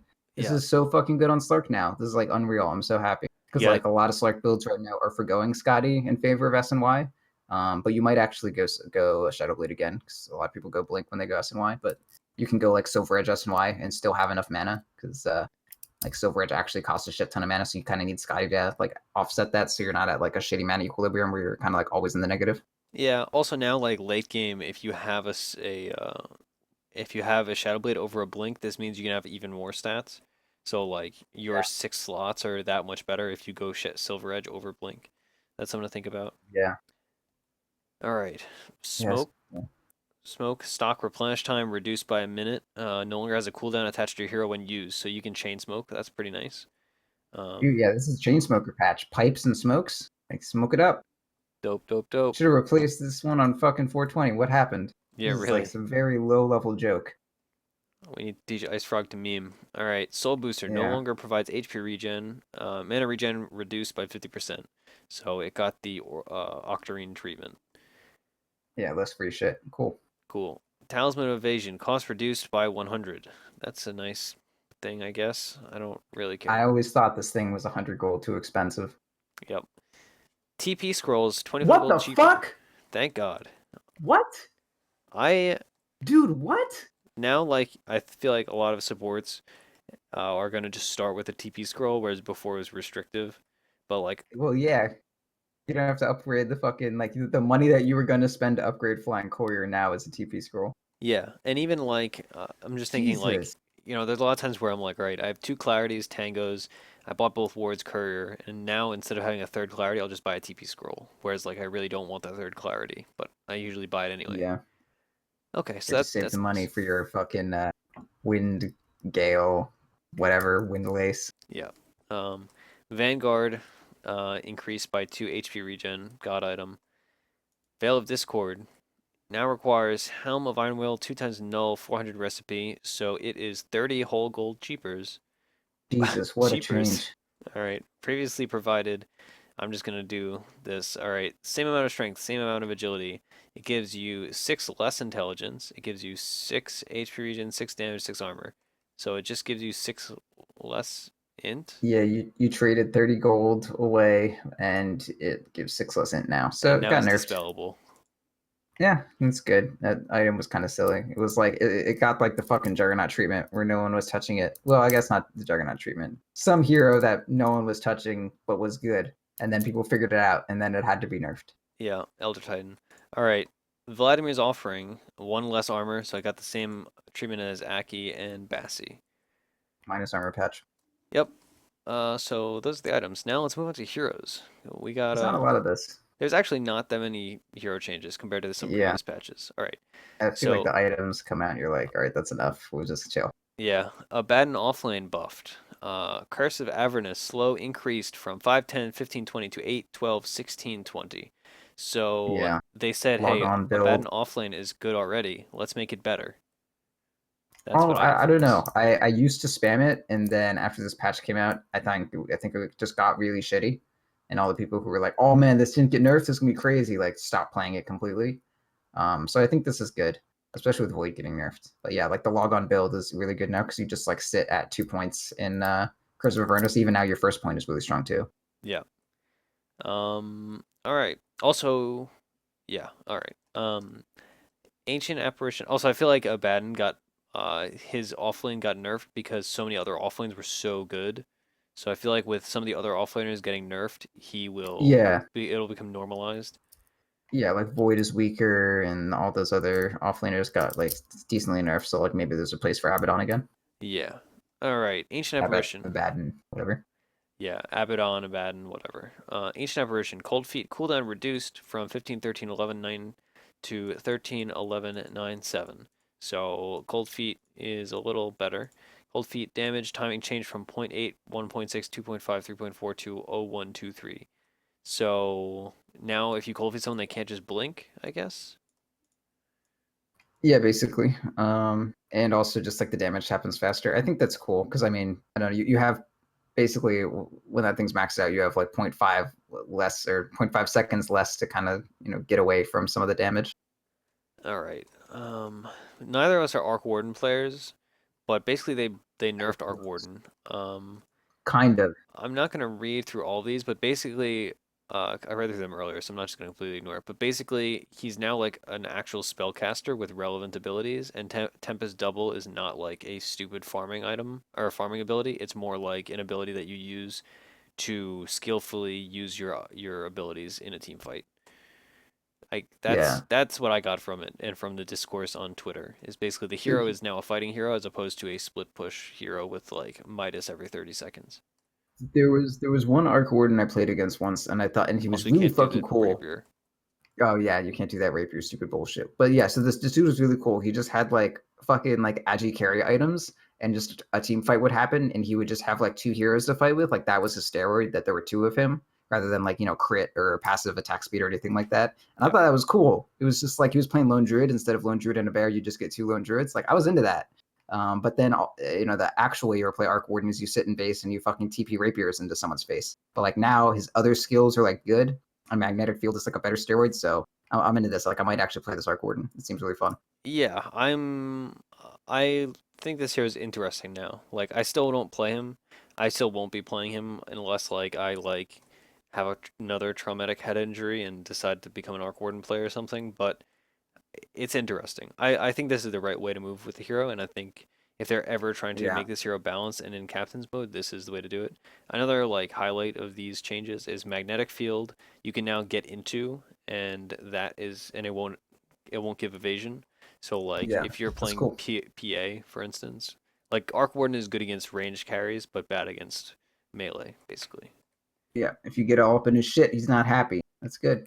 Cool. All right, so Axe, aka God Hero, counter helix damage now is Yeah, pure, which, pure damage, that's a lot, basically. It's a lot of effective damage added. yeah. Counter helix damage reduced, though, from 100, 135, 170, 205 to 90, 120, 150, 180. So it As doesn't. long as you have over two or more armor, it's still a damage buff.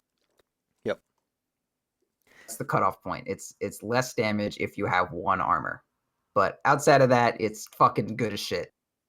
The other thing to think about is supports against Axe can now buy the minus armor orb to punch him with, which is something.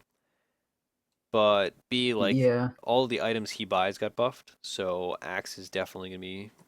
I shouldn't say the blade. definitely because I don't want to get called out like a month from now when nobody picks No, Axe. definitely. But he's Blade Mail Berserker's Call. Like that's the game now. Like that's what Dota is. he's definitely better. He's the best. Like Blade Mail Berserker's Call is the best thing in Dota without a doubt right now. There's like no room for debate. That's it. That's it. That's the thing. Yep. 100%. I I kind of I have a love-hate relationship with Axe. Hate because he's actually like my worst hero in Dota. I don't think there's any hero I'm worse with. Actually, Bloodseeker. I'm worse with Bloodseeker. But Axe is one of my worst heroes in Dota. But I love watching like good Axe players play. Like it's pretty cool. And with all the cheaper support items, I'm kind of fine with having a jungle Axe on my team, and then I'll just like six slot support. So Yeah. I'm interested in Axe, and Yeah. let's convince Scrunk to spam Axe so we can form our party He's from our he's already backup. doing it, man. Like he asked me. Thank I was God. like, "All right, you're gonna play Axe," and he says, "Thank you." That's it. Sick. God. Yeah.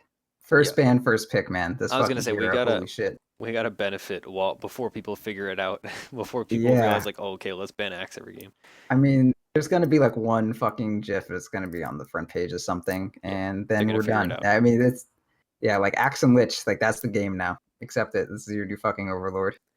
All right. Bane, enfeeble mana cost reduced, so it just is 95 at all levels now. That's nice.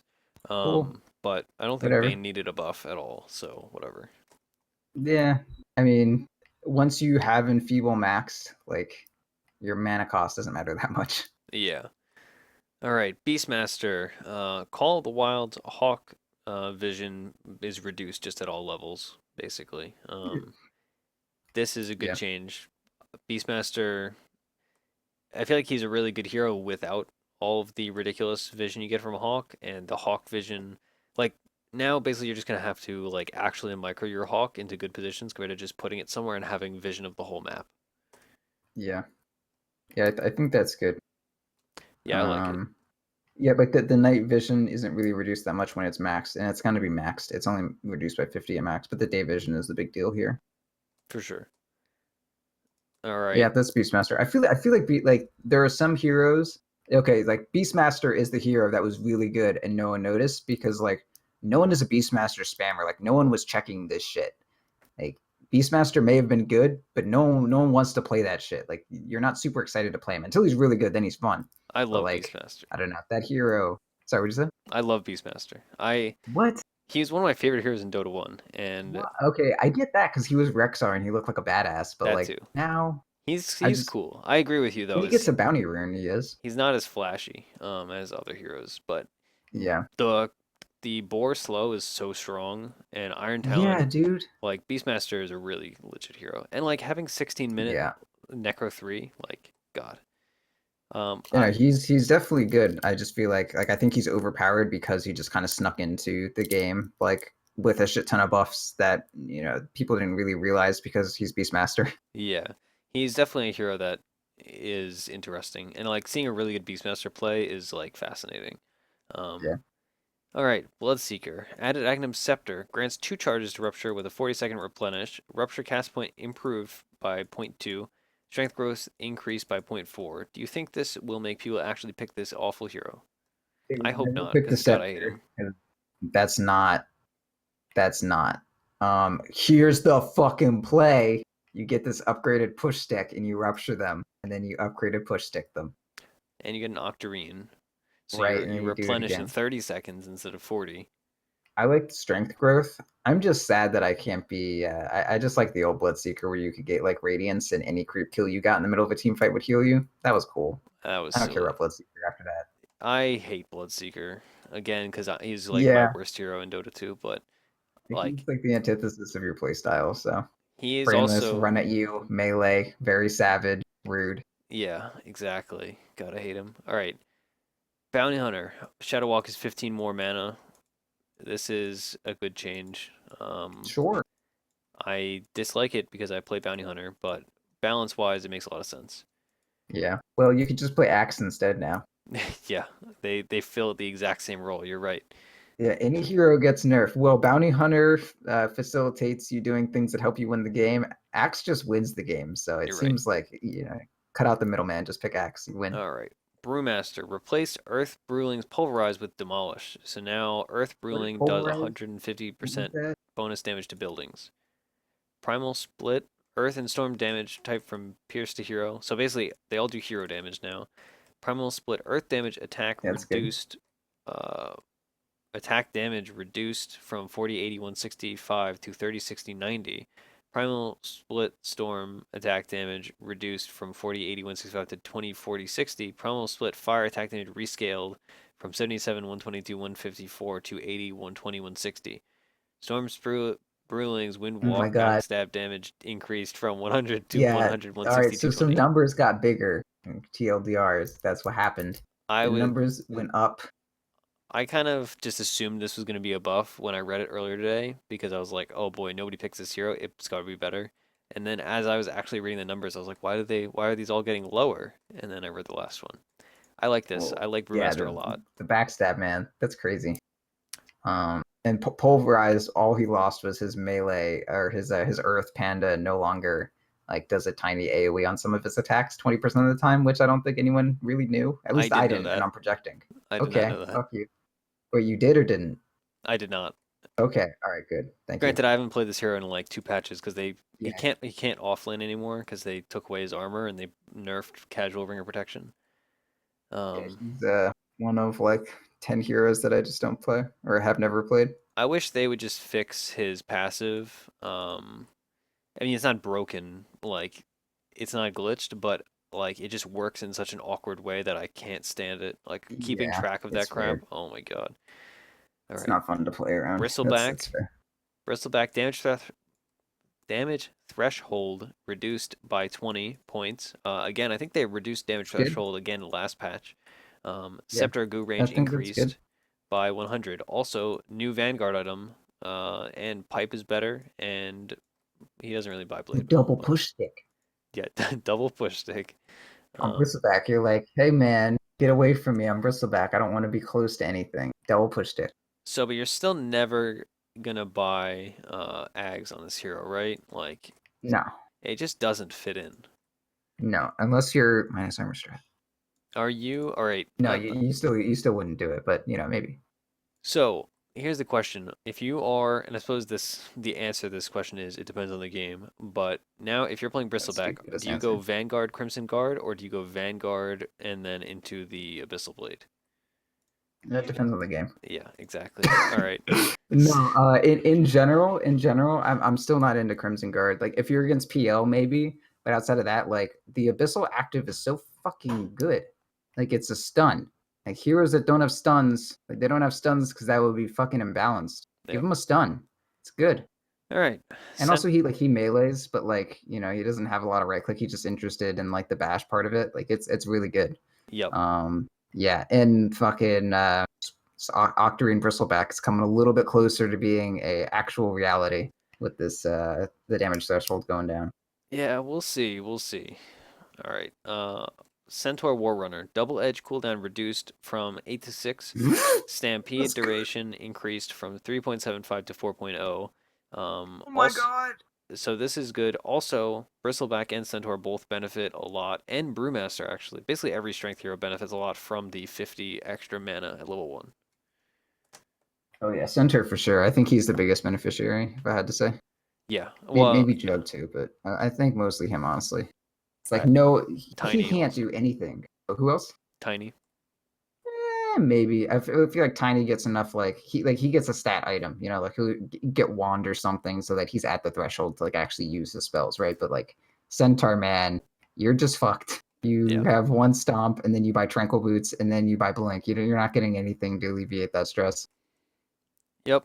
I'm interested to see it. I also don't play Centaur, but I know people that play Centaur. I don't think he's Double axe cooldown. level good, but maybe he'll be viable in the offlane. Also, Heart got buffed, Yeah. and Heart got buffed also in the way of strength, which means Centaur's repel or whatever it's called, reflect is Double gonna be edge. better. Or yeah. Well, holy shit, what is this? It's I called know what it is. reflect. No, what? It's called reflect. Okay. It's called reflect. All right. Right. Chen, Hand of God no longer fully heals his creeps. Chen nerf, cool. Return. Is Return. it return? Fuck. Yes, Um, return. There we go. Blockbuster. yeah. So Chen nerf. Also they nerfed jungle. Most of the creeps, or not most of the creeps, but most of the big creeps. So that's nice. I like. Yeah. I'm fine with this. Chen needs the nerf. Granted, like I so rarely see the hero that I'm kind of fine with it. All right, Yeah. Clockwork. Whatever. Yeah. Battery assault damage increased from 20, 40, 60, 80 to 20, 45, 70, 95. Minor cleanup to power cogs pushed back distance duration changed from 254, whatever numbers. So they pushed Yeah. back a No little point better. reading that shit, man. Yeah. Anyway, battery assault's better, more importantly. So you're gonna be able to solo kill like supports and squishy cores. Yeah. Earthshaker is gonna be even more sad every time there's a clockwork. God, that's the worst fucking matchup, man. Yeah. Clockwork's so good. He just like Yeah, that's it here. he's a good hero. I'm a big fan. He's just like a cool hero. I just like him conceptually. Yeah. And it's every time a patch comes out, people aren't sure what to run in the off lane. It's like always the trusty fucking clockwork. Yeah. All right. Crystal Maiden getting a buff as usual. Crystal Nova cooldown reduced from 12 to 12, 11, 10, 9. Arcane Aura level 4 self regen increased from 6 to 8. We are both in the agreement Dude, that she's a fucking monster. you don't get Arcane Aura level 4 until like what, level 13 anyway, so Yeah, well, I wouldn't get it till you have the other skills maxed, but I wouldn't say it's even relevant till the other skills are maxed, right? Because like yeah. if you have Frostbite max as a 6 second cooldown and Nova max now is a 9 second cooldown, like you're chaining fucking spells out, dude. That's crazy. Like, you're getting a spell like I don't know every like 4.5 seconds or something like that. That's really good. Yeah, and she's gonna need it if she's casting Crystal Nova that many more times. Yeah, shit's expensive, dude. So basically, I think like the real implications of the Crystal Nova cooldown reduction is basically you can actually use two in a fight consistently, whereas before a fight would have to Yeah. go really long. Like the difference between an Oh 18 yeah, for second sure. fight and a 24-second fight is huge. Yeah. So I like this. Okay. Dazzle. Poison touch range increased from 600 to 600, 650, 700, 750. So this is a minor buff, but I think we already talked about it earlier, but the buff by adding the Blight Orb is significant to him. Yeah, the Blade Orb definitely significant. Also, I mean, if you do end up, I mean, you're never gonna max Poison Touch first, right? But you could put some additional points in it, Unless you're playing mid and Dazzle. like, yeah, But now you're not quite as in harm's way to use poison touch because like 600 range, man. Like if you ever try to poison touch, I don't know, like Queen of Pain, she's gonna melee you with her fucking whiz stick crit, and you're Yeah. gonna die. But now 750 range, you're fine. Doesn't matter. Yes, and Dazzle's an okay carrier for Aetherlens too, which is nice. The other thing to think about though is he's kind of de facto nerfed because Axe is now like a hero you can pick. That being said, like Axe Oh yeah, Dazzle aggro duos could be so legit again. yeah. So yeah, just don't be against Axe, and you want to be with him. I mean, that's kind of consistent for every hero now, Yeah. right? But still, All right. Death Prophet. They fixed Spirit Siphon. Spirit Siphon no longer grants vision. It now does magical damage instead of pure. It does not go through spell immunity. And the Spirit Siphon damage increased from 20 plus 1, 2, 3, 4% to 25 plus 1, 2.5, 4, 5.5%. So, which just keeps it scalar with magic damage versus pure. yes. And it lasts 1 second longer, but it's easier to break because it has 50 less buffer Yeah, range. And she has 20 less HP at level 1. Um, this is good nice. stuff. I wish all of the Siphon and like Chain and Link abilities worked the same way, but instead they all work differently, and it is so aggravating to learn or Yeah, to keep track of. especially when they add them. Yeah. Yeah. Well, it's like Static Link works different than Spirit Siphon, which works different than there's another one which works different than something else. It just seems silly. All right. Disruptor minor buff. Kinetic field AoE increased from 325 to 420 or 340. Jesus Christ. The smoking patch is on my mind. Um, that's nice, I guess. This doesn't Kinetic change much. field. That's the like the Thunderdome, right? I always Yes, get that it's the storm. Thunderdome. It's not the. Dude, that's like a nerf. Oh no. Kinetic field is the ult. No, that's static storm. Kinetic Yeah, field no. is Kinetic field Thunderdome. is the Thunderdome. Yes, I had me Yeah. confused. That's a nerf. Like, No. yeah, dude, I'm fighting Disruptor, and then he fucking kinetic fields under his ulti, and I like look for the gap between the kinetic field and the ulti, and I sit in it, and I don't die. I'm pretty sure the ulti is like 350 or something. Yeah, but I mean that's assuming that he gets it perfectly aligned all the time, which never happens. Like I know this situation that I am talking about. Like Okay, I've that's been in fair. situations where I'm at the end of kinetic and like at this little part away from it and not under the static storm, or even just being further from the center, you take less damage. That's bad. I think it's easier to catch someone, but they also have more room to maneuver in it. It's like if Slark's pounce leash got longer, like whatever, like slightly easier to hit, but I don't. I think that's worse, honestly. Yeah, I just like there's so many times in a game where I don't like somebody gets out of my kinetic field like within like a tenth of a second. Yeah, Um, it's a trade off. it's I definitely think a you could trade-off. say Yeah. that because they're like team fight wise, I think it's slightly worse. Catching someone out, it's probably slightly better. Yeah, I think like you said, it's a trade-off. Sometimes it'll be better, sometimes it'll be worse. All Yeah. right. Dragon Knight. Breathe Fire. Attack damage reduction increased to 35% at all levels. Breathe Fire cooldown rescaled from 12 to 14, 13, 12, 11. Base damage increased by 4. Do you think this hero is going to be popular, or is it still going to be freaking Dragon Knight? Nobody's going Um, to play him. he was tried out. Like people want this hero to work. Like people like Dragon Knight. You And he was tried and out a Flub. shit ton. Well, I mean, like pro wise, like the last time he got changed with the HP regen, like people were spamming this shit. Like, man, this is gonna be the next broken thing, and he was like all meta in fucking games and shit. But then he very quickly fell off because people couldn't force him anymore. But so I think he's gonna get play and then not. Like I feel like I don't know. He's still a hero that needs to do some right click, and he does like 100 damage at like level 11, which is just not enough. Mm-hmm. Still good at 11 pushing though. second cooldown is good. It's something. All Yeah, right. a little bit more damage. I like the 4 base damage because like he has like 52 damage, and you're not going to contest mid if you have 52 fucking damage. You need and you can't buy a bracer with your starting gold. Like he needs this really badly. Yeah, and now like Well, you last can buy hitting gets so bracer, but much easier it's when the expensive. other person does 35% less attack damage. Oh Um, yeah, yeah. Not only do you get more damage, but you also reduce theirs. So I think it might be viable. I mean, I'm gonna play it because he's one of the only mids I know. It's like him and Windrunner and Lone yeah. Druid. But I mean, like I'll play it, but I don't think that it's gonna be like, oh man, fucking Dragon mid again. I'm so tired of this shit. Like it's not gonna happen. Play him against Zeus. That's the only thing I think it would be really good at. Yeah, he's annoying. And he can really dummy you if you're a melee mid. I've played that matchup and it freaking sucks. All right, Drow Ranger. Gust cast point improved by 0.15. Uh, Oh my god, what a strong hero. yeah, Drow. Drow. I feel like Drow. A lot of times I see Drow in a game and I'm like, boy, I just need to pick like any of these half dozen heroes that can jump on her and kill her. And then like somehow that just never works out. And then she super force staffs you backwards and kills you or Yeah, whatever. double Um, push stick. I No, I mean I the think thing Drow's with legit. Drow though, like buffing her doesn't really matter as far as pubs are concerned because the only people that pick her are like brain dead and like Yeah, actually like the worst human beings in all of Dota. Like that's the Drow pub picker in my ranked games. I'm Like painfully that's aware. Drow Ranger.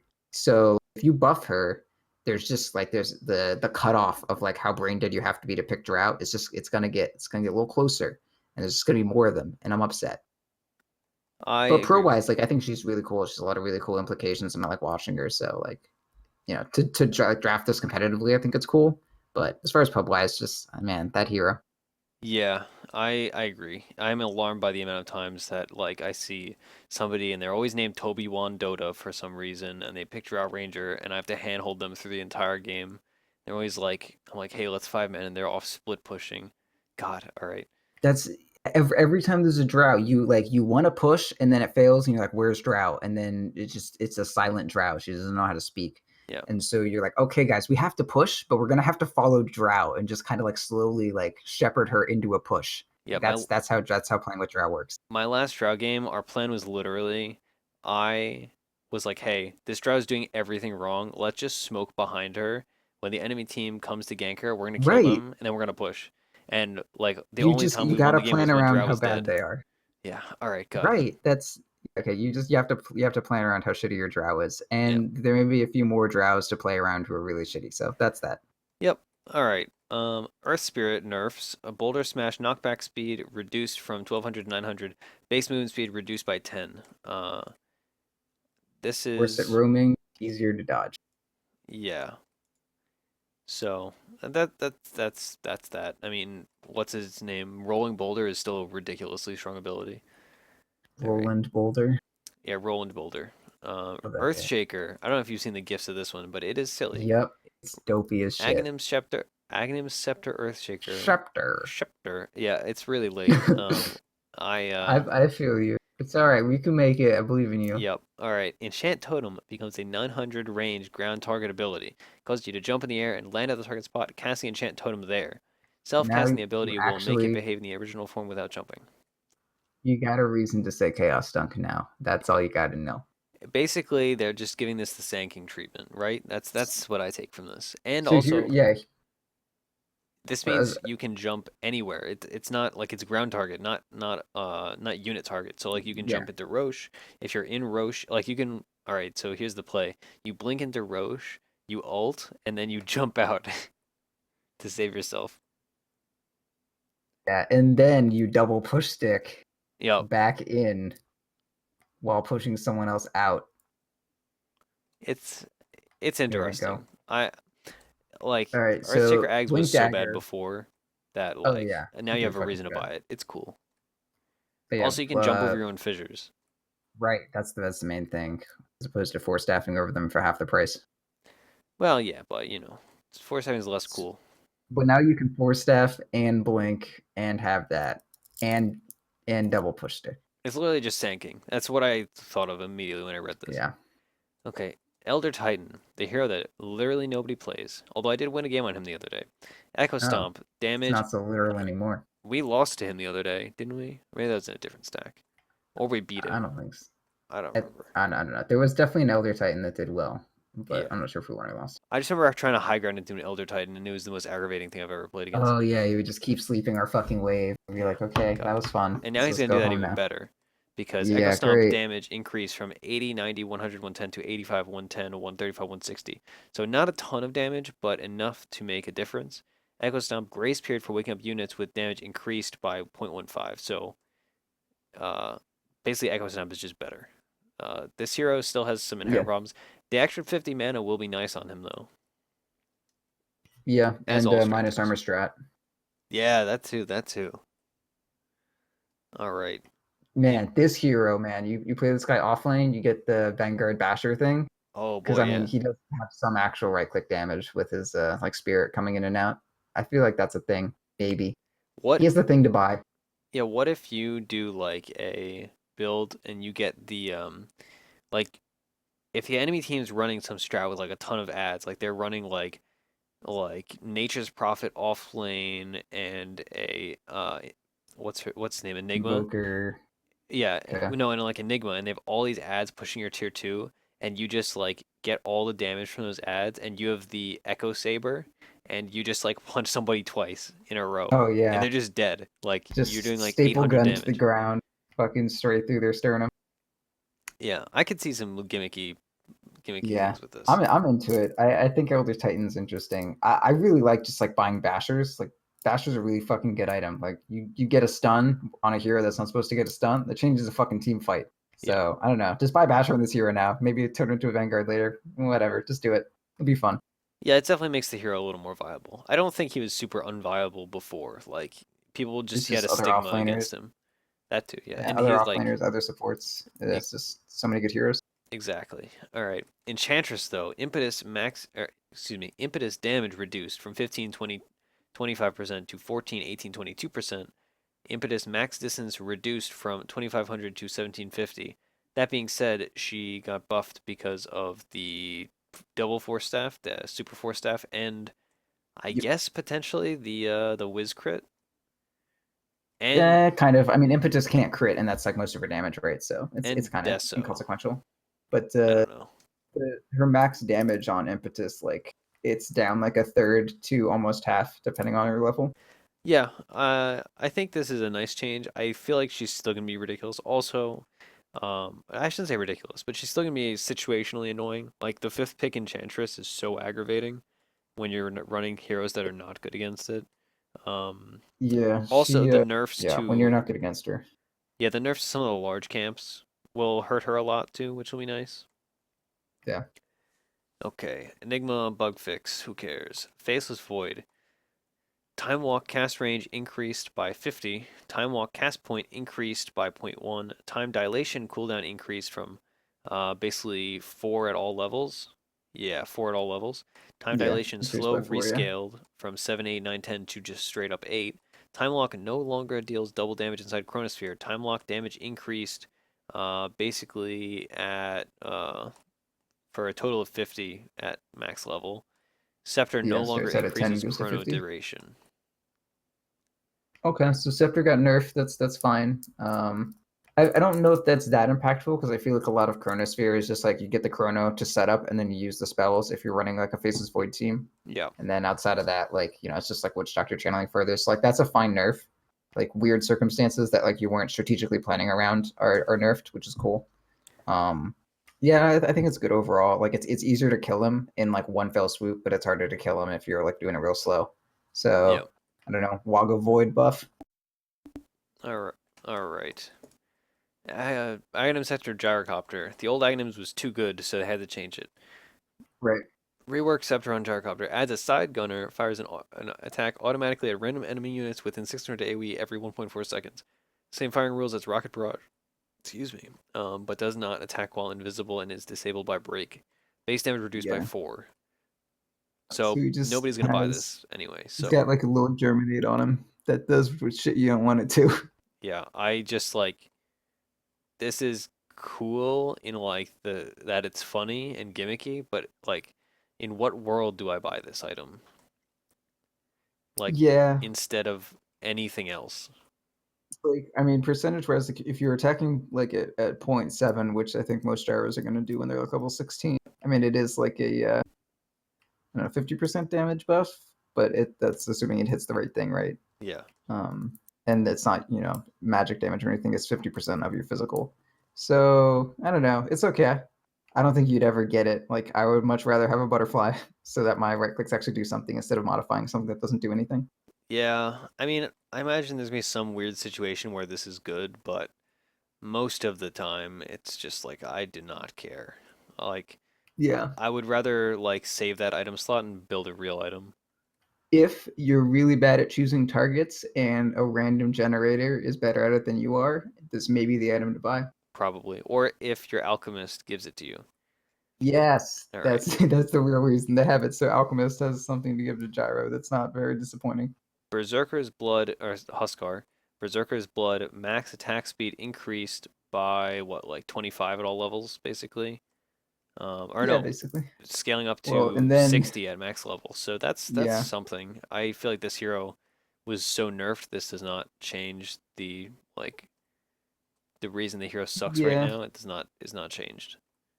I mean, like Dazzle Huskar is still like as good, and Not when the enemy Oracle team picks Huskar kind Axe. of. Yeah, but yeah, I was gonna say, but not if that fucking axe is in the game, then it's not, and it's not as good. All right. Invoker. Invoked spells. Cast point increased from 0 to 0.05, so now there is some invoke, or rather some cast point.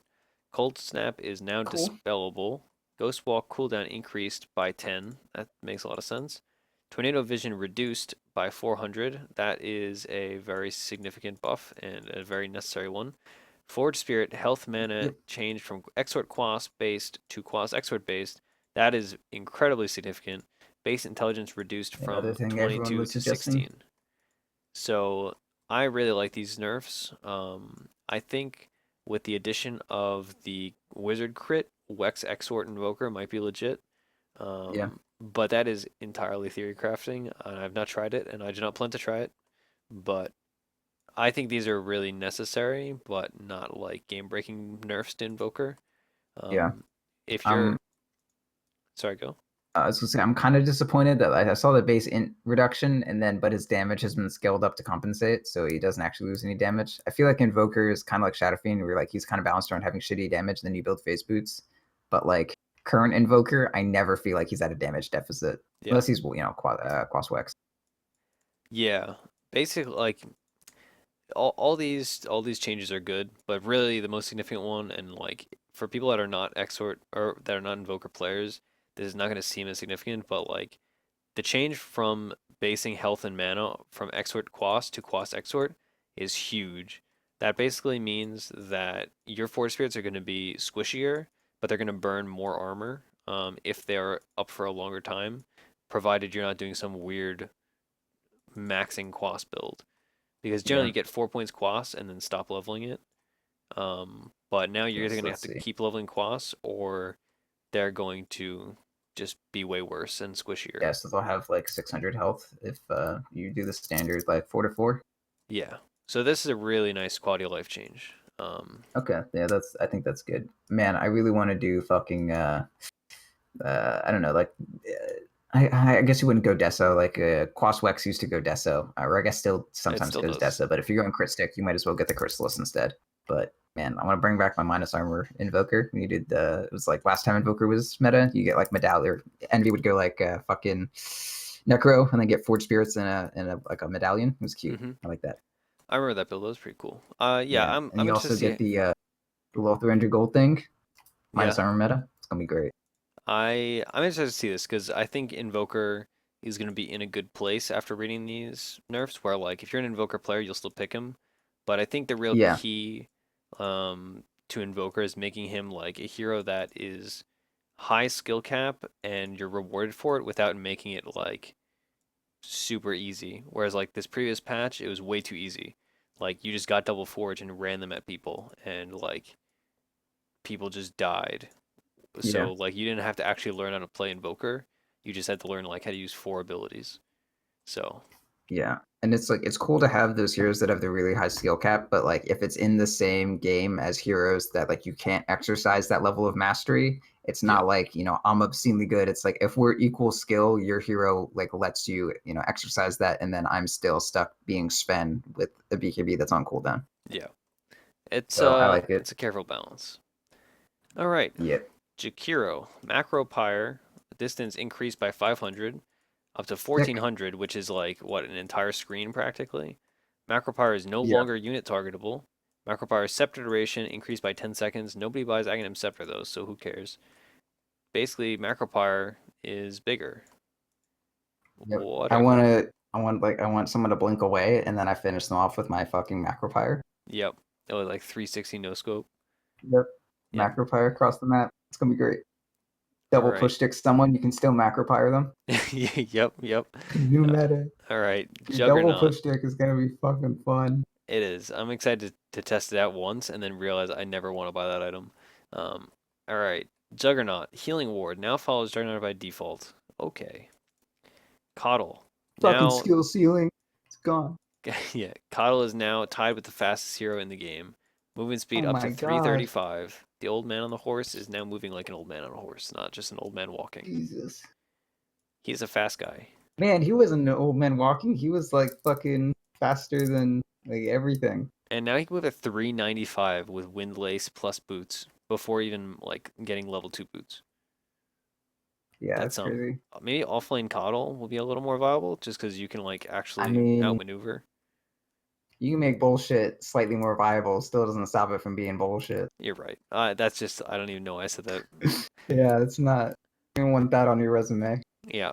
All right. Thinks Coddle is slightly more viable in the off lane. Like, not gonna hire this guy. Yeah. All right. More importantly, my boy, Kunkka, he got some K to nice, the Yunka. some incredible, not incredible buffs, I'll be honest, but nice buffs, quality of life buffs. Monumental, maybe. Torrent damage now dealt evenly over 8 ticks as opposed to 10. It used to do like it used to front load the damage, but now it just does even damage over 8 ticks, which is nice. Torrent stun Yeah, duration increased from 1.53 to 1.6, so whatever. Um, huge. Torrent, this is the important one. Torrent mana cost reduced to 90 at level 1, 100 at level 2, 110, 120. So level 1 to 3, Kunkka can actually use multiple torrents and like in a fight. Incredible value. It's Plus actually a really 50 big deal. mana. Oh yeah, no, that's a pretty big deal. Plus he has 50 more mana to work with in addition to that. So like, yeah, you got a Exactly. shit ton of torrents to work with. Yeah. It's Like one clarity, that's like 2 torrents at least. oh yeah, easy. And base armor increased by 2. I don't know if that's gonna mean like I can now offlane Kunkka. Like people were doing offlane Kunkka before, but it's very like easy to punish if you're running like a strong Yeah. duo, strong tri lane or even a strong duo lane. Well, can you really punish an offlaner if he bought an Iron Talon? Kunkka cannot jungle at all. Like even with Iron Talon, the With hero 2 extra sucks. armor, anyone can jungle. Come on. I mean, yeah, like theoretically, but it's just so slow. I think you could. Also, so the two base armor I think helps most in mid lane because right now if you're against a I don't remember Anyone, yeah, any anyone. hero. They just punch you. Like you show up to get CS and they're just like, "All Yeah, right, leave me because they're alone." ranged and you're not. Yeah. Yeah, Um bullshit. but the two base armor was going to help a lot for that. So, Yeah, that's huge. I mean, you normally see heroes lose 1 base armor and then like shit, I can't do anything anymore. But 2, like, literally taking no damage times 2. yep. I am looking forward to playing some Kunkka. Maybe even Kunkka mid in like non-joke pubs. Right. All right, his Ags is still weird. That's my consensus on that item. Legion Commander, duel no longer ignores disarm and ethereal state on either target. Dual scepter duration increased from 4.75, 5.5, 6.25 to 6.78. So nobody buys Aghanim Scepter, so I don't care. Duel no longer ignores disarm. So like if I go Scepter and he duels me, I'm fine. Basically, that's what I take away from that. You won't attack. I think there may have been something like if you're ethereal but you're dual, you're like still attacking or something. I don't know. Yeah, that's I what mean, would this happen. sounds like nothing we just read in the past 2 lines matters. Yeah, I'm surprised.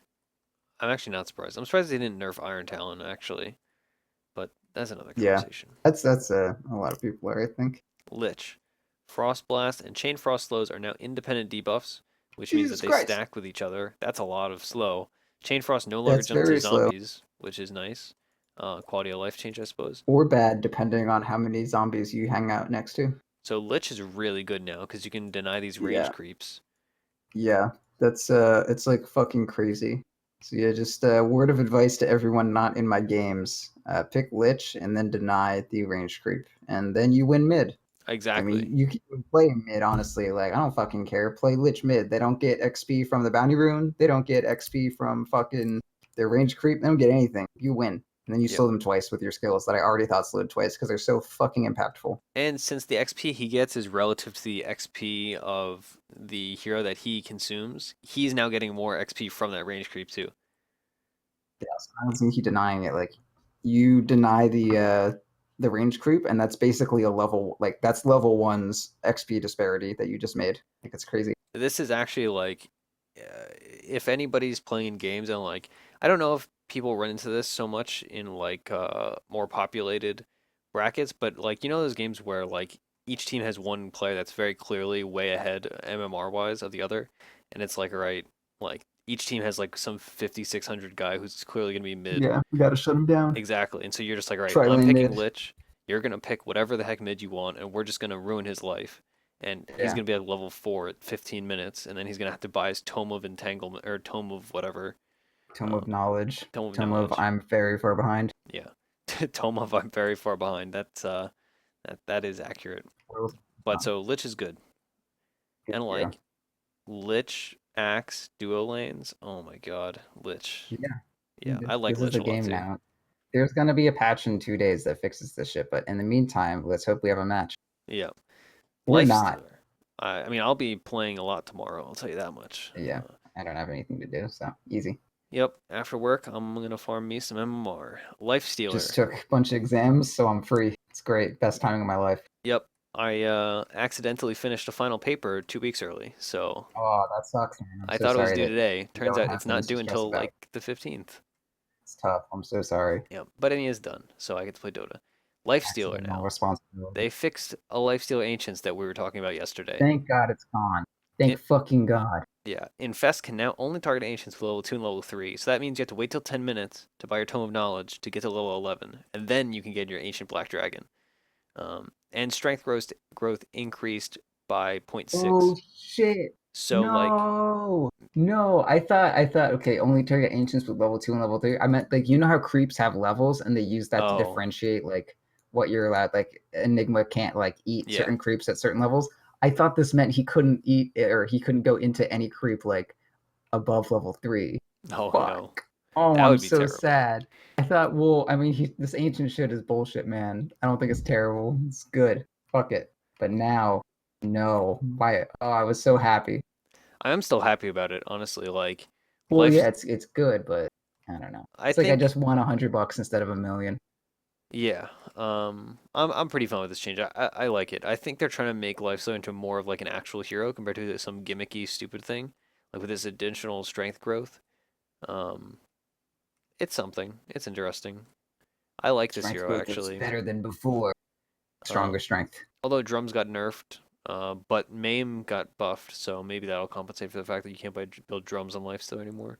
Yeah, you got some nice still. Buy the fucking Gale dicks. You're Yep. fine. And you buy double force staff. All right, Lone Druid. This Double push is there, please. this is your time to shine. Okay, Spirit Breakers. so Jesus Christ. Spirit Spirit Bearers Breakers Entangle Entangle. now uses pseudo random distribution. Battle cry damage reduced from 90 120 150 to 70 100 130. Okay, Expand. so they heard me talking about how I didn't want Radiance to be the thing for Lone Druid, and then they didn't do anything about it, and instead they nerfed my Deso build that's like exclusively built around Battle Cry. But on the plus side, they did give me -2 armor. So it's kind of I'm kind of gonna call that a wash. It's fine. I mean the hero's overpowered as shit. The last buff to that was incredible, and this one just kind of scales it back. And they The didn't pseudo nerf random the entangle scream. is the real thing. Yeah, they oh well I was talking about last like actual patch, not like the little one where they like nerf things like the Yeah, like no, I major gotcha. content patch. I gotcha. Yeah. Continue. So the entangle man. So you can like prime it, but I was just kind of thinking like the what the pace of the lane would be because when it's like I was kind of thinking about this in terms of like man in like World of Warcraft warrior arenas when they had mace stun, it was like there was like a random chance to stun, kind of just like Dota, and that meant like every time that dude is on you, like you are at risk, so you need to minimize the uptime. But when it's at pseudo random, like if you see the entangle proc, then you have 5 seconds before it'll be up again, and not only that, but the pseudo RNG doesn't tick during those 5 seconds.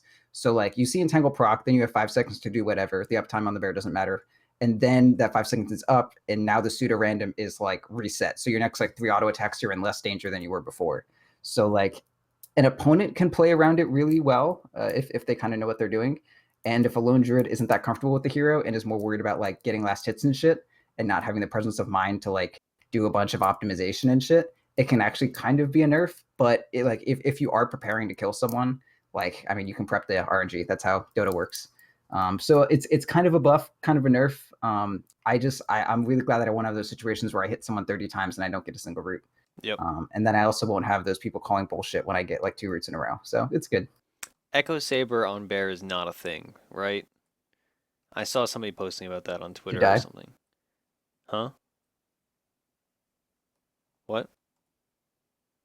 Sam, I'm here. buddy, I'm here. buddy. Are you not hearing me? Oh god, I can't hear anything. Okay.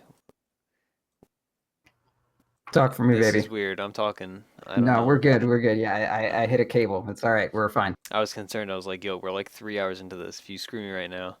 All right. Um, okay. So is Echo Saber a thing on the bear? I think not, but I saw somebody posting about it. Because I mean, it gives you attack speed and it gives you what, like 10 damage, and it gives you the Sorry, double hit what on the bear? I was Echo fixing the cable. Saber. No.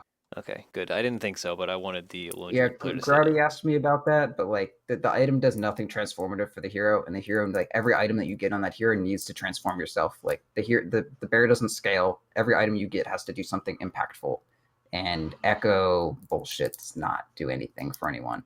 Cool. All right. Luna, agility growth increased by 0.5. Yeah, I'm gonna play shit This, out of this hero. yeah, this is nice. That's crazy. Like Luna's already a good hero. Uh, this is Double just push making stick. her better. Go Yep, double double push push stick. stick. Go fucking Ags double push stick. That's my new build. All right, Magnus. Base HP regen increased by 0.5. Base damage Wow. increased by 4. So Wow. this hero is a little better in mid and a little better in the off lane and still not very good at either. Yeah, I think it's cool. I mean, you play Ember Spirit, you pick Magnus, whatever. Yeah, I mean, like you said, it's just one of these like, okay, cool, we pick Sven Magnus or Ember Spirit Magnus or Jug Magnus or whatever. Or PA Magnus, and then I'll cleave my fucking dagger from like Yep. across the map for insane damage. So excited. It's just too easy to zone this hero out of XP range in the off lane, and in the mid lane he's melee, so he loses to everybody. And Yeah, like and I don't know what it is about this guy, but he just doesn't look like an Iron Talon carrier to me. he is not. I have tried it before. Like Magnus offlane basically only works if your teammate, if your opponents are idiots and they get close enough to you, and then you screw them into your tower. That's like how Yeah. you win Magnus offlane. Or you pair it with a Lich, and Oh then you have an yeah. axe in the jungle, and then I think it could win a game. If you ran like Lich Magnus offlane, it'd actually be legit. Uh, that would actually like compensate for the weakness of the hero because you could actually like keep equilibrium in your favor. Yeah, Um, and you just use your fucking shockwave to do like respectable damage. Yeah, I yeah, mean that'd be fine. I mean you pair Lich with most offlaners, and it's like, wow, this is really strong now. What yeah. happened? Well, exactly. It's like, all right, my offlaner is not terribly good at offlane, like hero wise or person wise, I suppose. And you're like, all right, but we put a Lich with it, so it's fine. um, Yeah, all right, Lich yeah, Kunkka but here offlane, it's gonna be legit. All right, Medusa, I'm waiting for it. Stone Gaze, damage amplification increased to 50% at all levels. Stone Gaze duration Good, rescaled from 6 to 567. Stone Gaze slow cool. reduced from 50 to 35%. Okay, the slow was bullshit. That's good, and they made it actually impactful to skill this thing up. Yeah. Yeah, Damage people were not leveling amplification. it before, right? Yeah, the duration is like good. Like 5 seconds is pretty small. Like the duration on that honestly is like that's such a good ultimate. Yep. But like the damage amplification, whenever I get it off, I'm like, holy shit, I'm gonna fucking shit on these kids. They're gonna take so much damage. It's gonna be great, and then they just don't. And then I overextend because I think I'm gonna kill everyone, and I don't, and then I die. Yeah. So I'm glad that it's a little more important when you actually get the stone gaze off early. Cool. All right, Meepo, 4 extra base damage. Whatever. Great. This hero, Fuck that guy. he got nerfed a lot. Like what, 2 patches ago, 1 patch ago? Right after it was like Shanghai Major and then one more patch when Meepo was just like winning every game he was picked, even when he was like first picked. And they were like, okay, that's enough of that. Like you're not allowed to be this good at a hero. Yep. And I mean now, like we said, you can run your pocket strats where you play ranked all pick with a stack and you have a Meepo player and you ban all the Meepo counters. Um, that's something, and like you just hope they all get picked, I guess. Um, Yep. Marana now has an Aghanim Scepter. Passively triggers Starstorm every 8 seconds. If there are no units to affect, the spell waits until there is an enemy nearby. Does not trigger if the enemy does not see you. Passive procs are disabled by break. So you don't buy this, right? Like you don't spend 4,200 gold to be a caster Marana, right? To I do don't think so. I think you spend that money on a double push stick. uh, all jokes aside, I think you build like any No, item that here's the isn't strat. this. Here's the strat. All right, if you double push stick someone and then leap, you can make up the distance that you lost. Oh yeah, that's something. Fucking strong. Peep, yeah, I just don't see how this is like an item that you have the money to buy and you don't build a different thing. Yeah, no, I wouldn't do this. Like if I have that much money, I'm gonna go in like an important direction utility wise or an important direction carry wise. I'm not gonna. I don't know. This is like pretty dead end. Like nothing works off this. And if you're getting scepter, that means you're not dead ending. You're going somewhere. Yeah, yeah, I just don't get it. Like I don't know what the intention is. Like it's cool, but that does not mean it's at all good. Oh, no. Okay. So, like, you know how sometimes you're like in a pub and you feel like your farm is more important than someone else's, but you know, like they'll get mad if you steal it from them. You Yeah. could build a scepter and then you just passively steal farm when you walk next to their camps or like a lane, and they can't get mad at you because it wasn't your fault. It just happened. Yep. Sounds about right. All It's like right. if you want to be nature's prophet. Basically. Okay, Morphling, a more interesting hero. Replicate damage dealt increased from 50% to 80%, hybrid cooldown I reduced love this from 120 to shit. 70. They buffed the Hybrid hero is the that is Ags, already right? good. Yeah. Yeah, hybrid is with Ags. Well, he was good for like one tournament, and then everyone just stopped picking him, and then now he's got buffed. Great. Yeah, I like it. I mean, they also made Lincoln's cheaper by 325. Yeah. So, and they nerfed the like, well, never mind. But No, they the buffed here's interesting. Diffusal. That's like that Well, can they be buffed interesting. and nerfed Diffusal. Well, they nerfed it for like PL. no, they very hardly, if at all, nerfed it. It's 5 damage less for like it's 2 mana burn less for ranged illusions. That's the only nerf that it got that affects Morphling.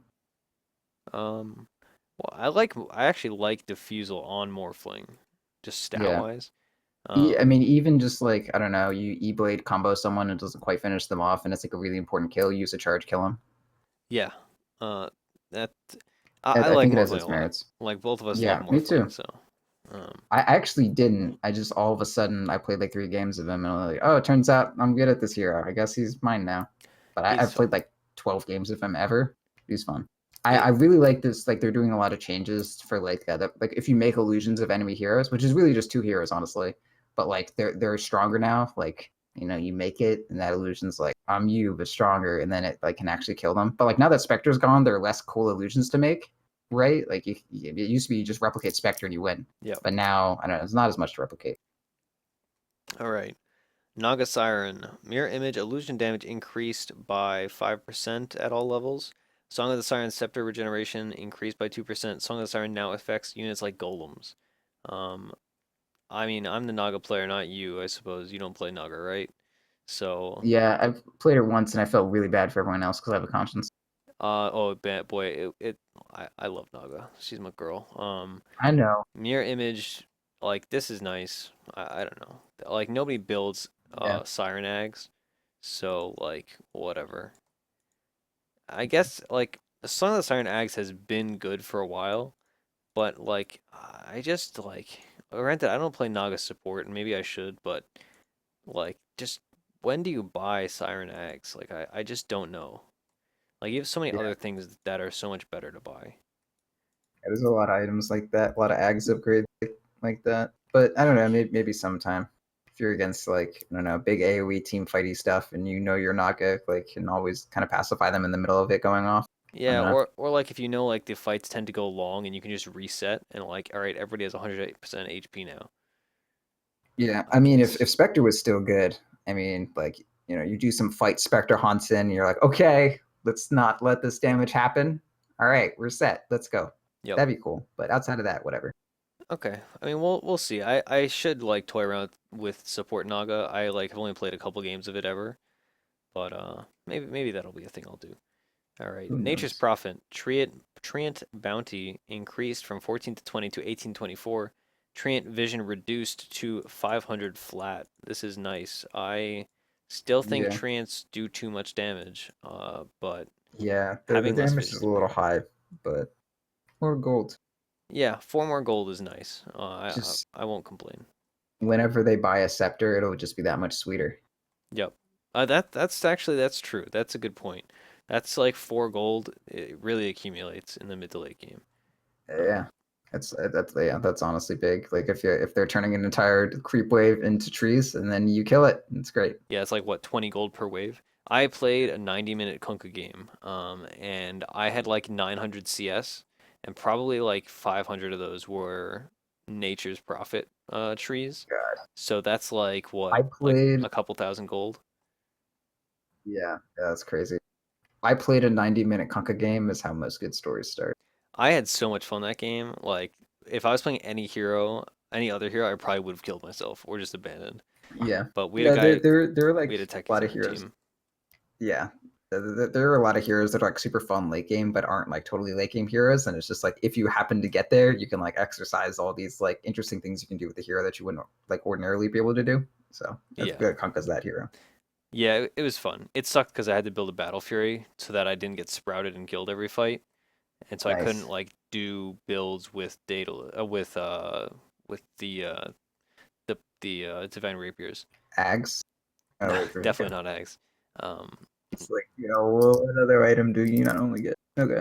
I had to buy a Necrophos. heart too. Yeah, you run out of Okay. slots because yeah. Anyway, Necrophos Reaper's Scythe respawn time penalty reduced from 30 to 10, 20, 30.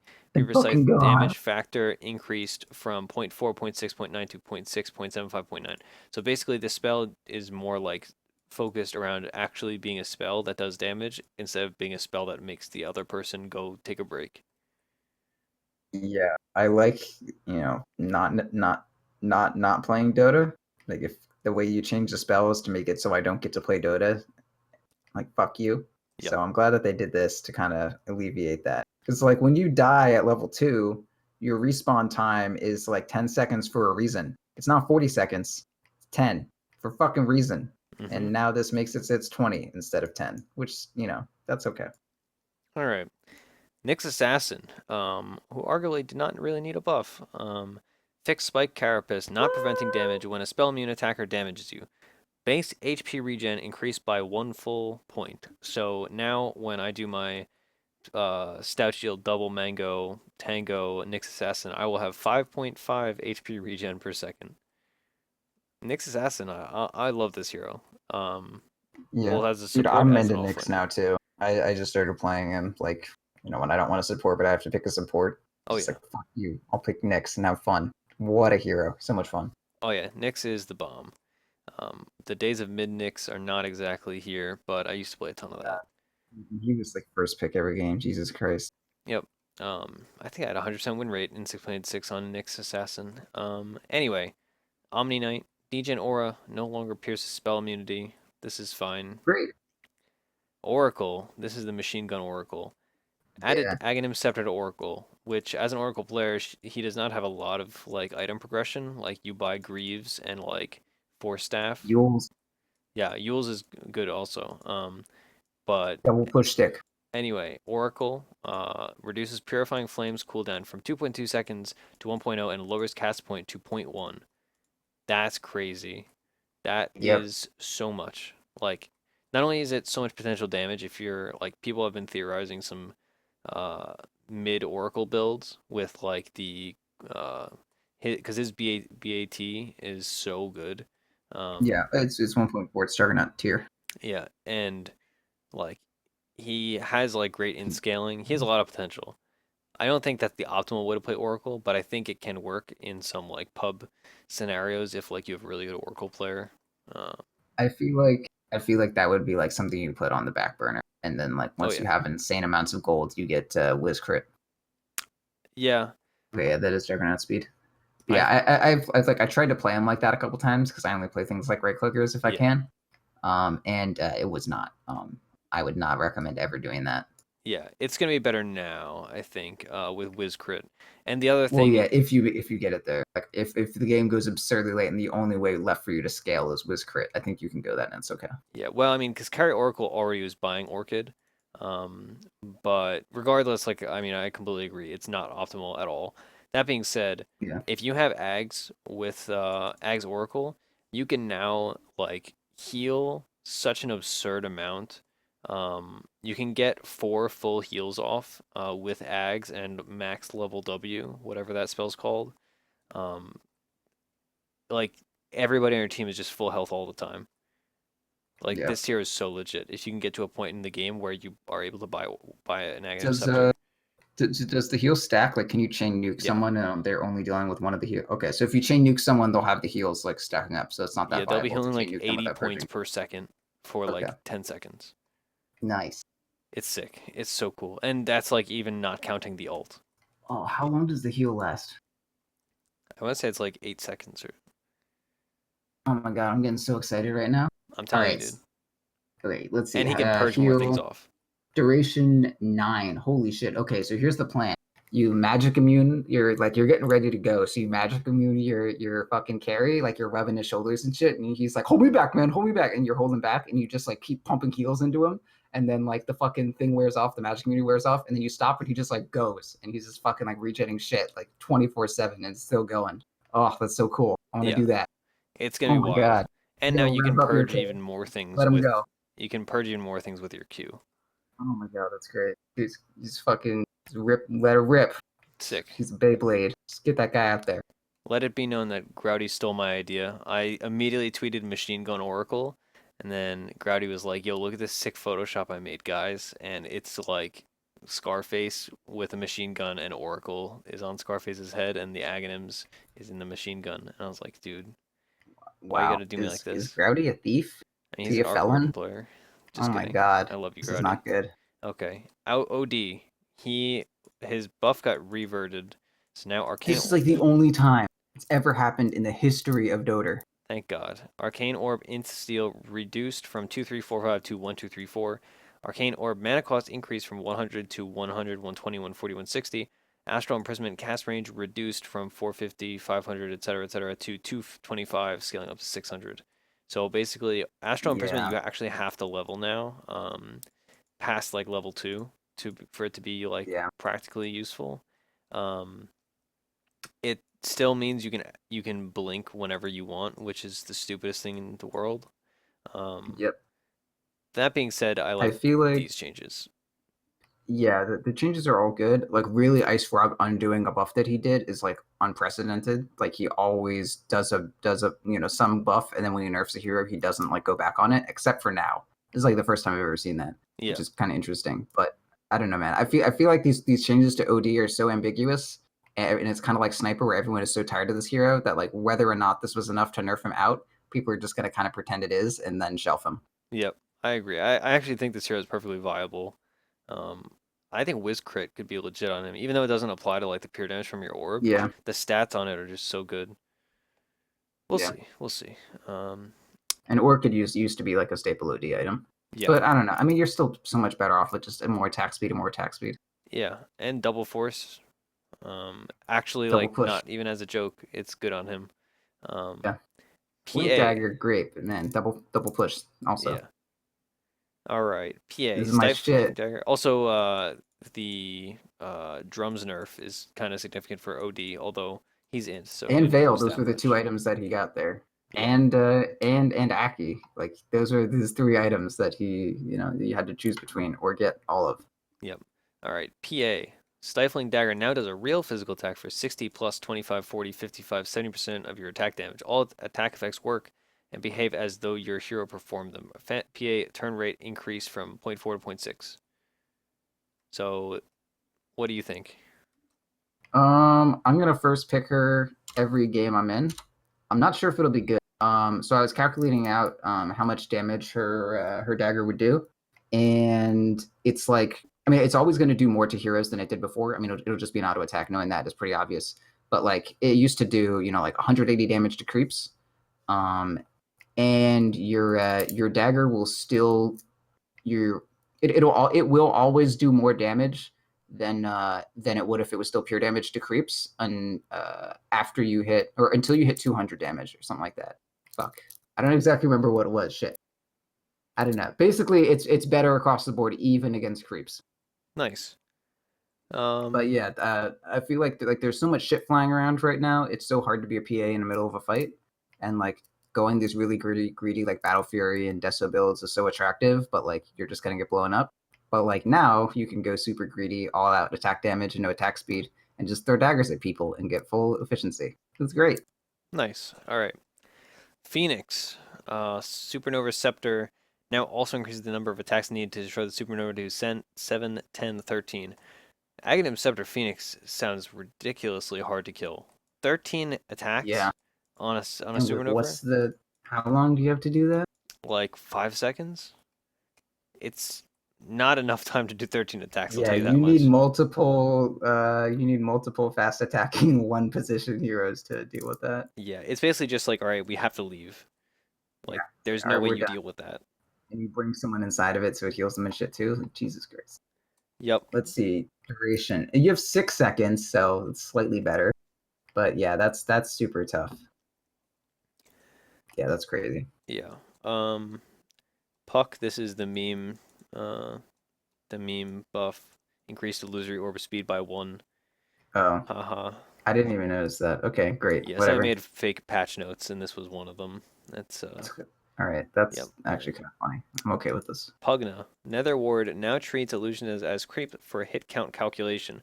So Nether Ward is easier to kill, but No. Oh wait, did illusions used to count as one hero hit or as zero? Because oh, I think okay. they counted as a hero hit, so it should be harder to kill. Yeah, I I'm read pretty that sure they wrong. didn't nerf Pugna. Um, Pugna. So I ran up against like a mid 5K. I think it was low 5K actually, and all he did was play Pugna. I went to like his last few pages, and he had like every single game was either Pugna or Dazzle, and the guy won like almost every single game. This hero, I've played against it and with it and as it recently, and despite my absolute hatred for this hero, fundamentally, he's pretty good right now. Yeah. I mean, we'll see. Like, obviously, it all depends on what heroes become popular in the metagame that develops in 6.87, but Pugna definitely has potential. Yeah, I can see it. He's fucking like when he gives someone the suck, like that's pretty good. Oh, yeah. It's a good fucking spell.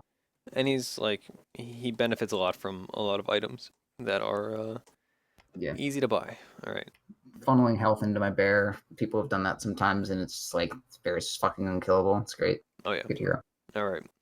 Razor. Static link break distance increased by 100. It's a nice buff to Razor. Well, it's to offset the fact that everyone's just gonna double push stick him every time he Yep. stab him. Ricky, added to Captain's Mode. Blink Strike damage increased from 20, 40, 60, 80 to 60, 80, 100, 120. So 40 extra damage on Blink Strike at all levels. 40 is a big number. It is a big number. It's a lot of damage. I believe it's physical damage too. I could be wrong Yep. though. Tricks of the Trade Which cast is point. reduced by armor. Yes. Tricks of the Trade cast point improved by 0.1 and cooldown reduced from 40 to 40, 35, 30. So Ricky's a little better. Uh, Gem is worse. Towers have less vision of invis heroes.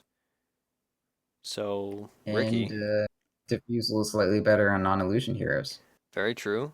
Oh, also the yeah that this is the hero that the fucking double attack thing is for because it Oh like yeah, roots you for like 1 second or something like that. So like you don't have to burn diffusal charges every time you get someone under smoke. You get them under smoke, you hit them once, it's a double hit, and your fucking backstab applies before they can turn around twice, and they're fucking slowed so they can't walk out.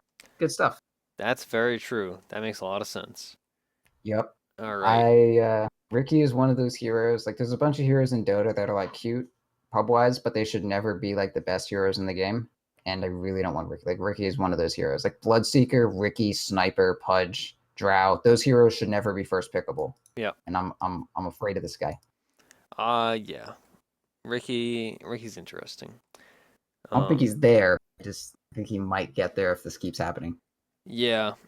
They've just been messing around with him. Like the last few patches, they've just changed things wildly every time.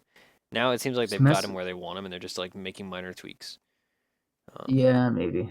All right, Rubik. Fade bolt damage increased by, let's see, 5, 10, 15, 20, which is nice, I guess. Null That's field great. increased, so now your like value point is way better. And turn rate increased by zero point 0.2. These are nice buffs. Rubik like is in a good position.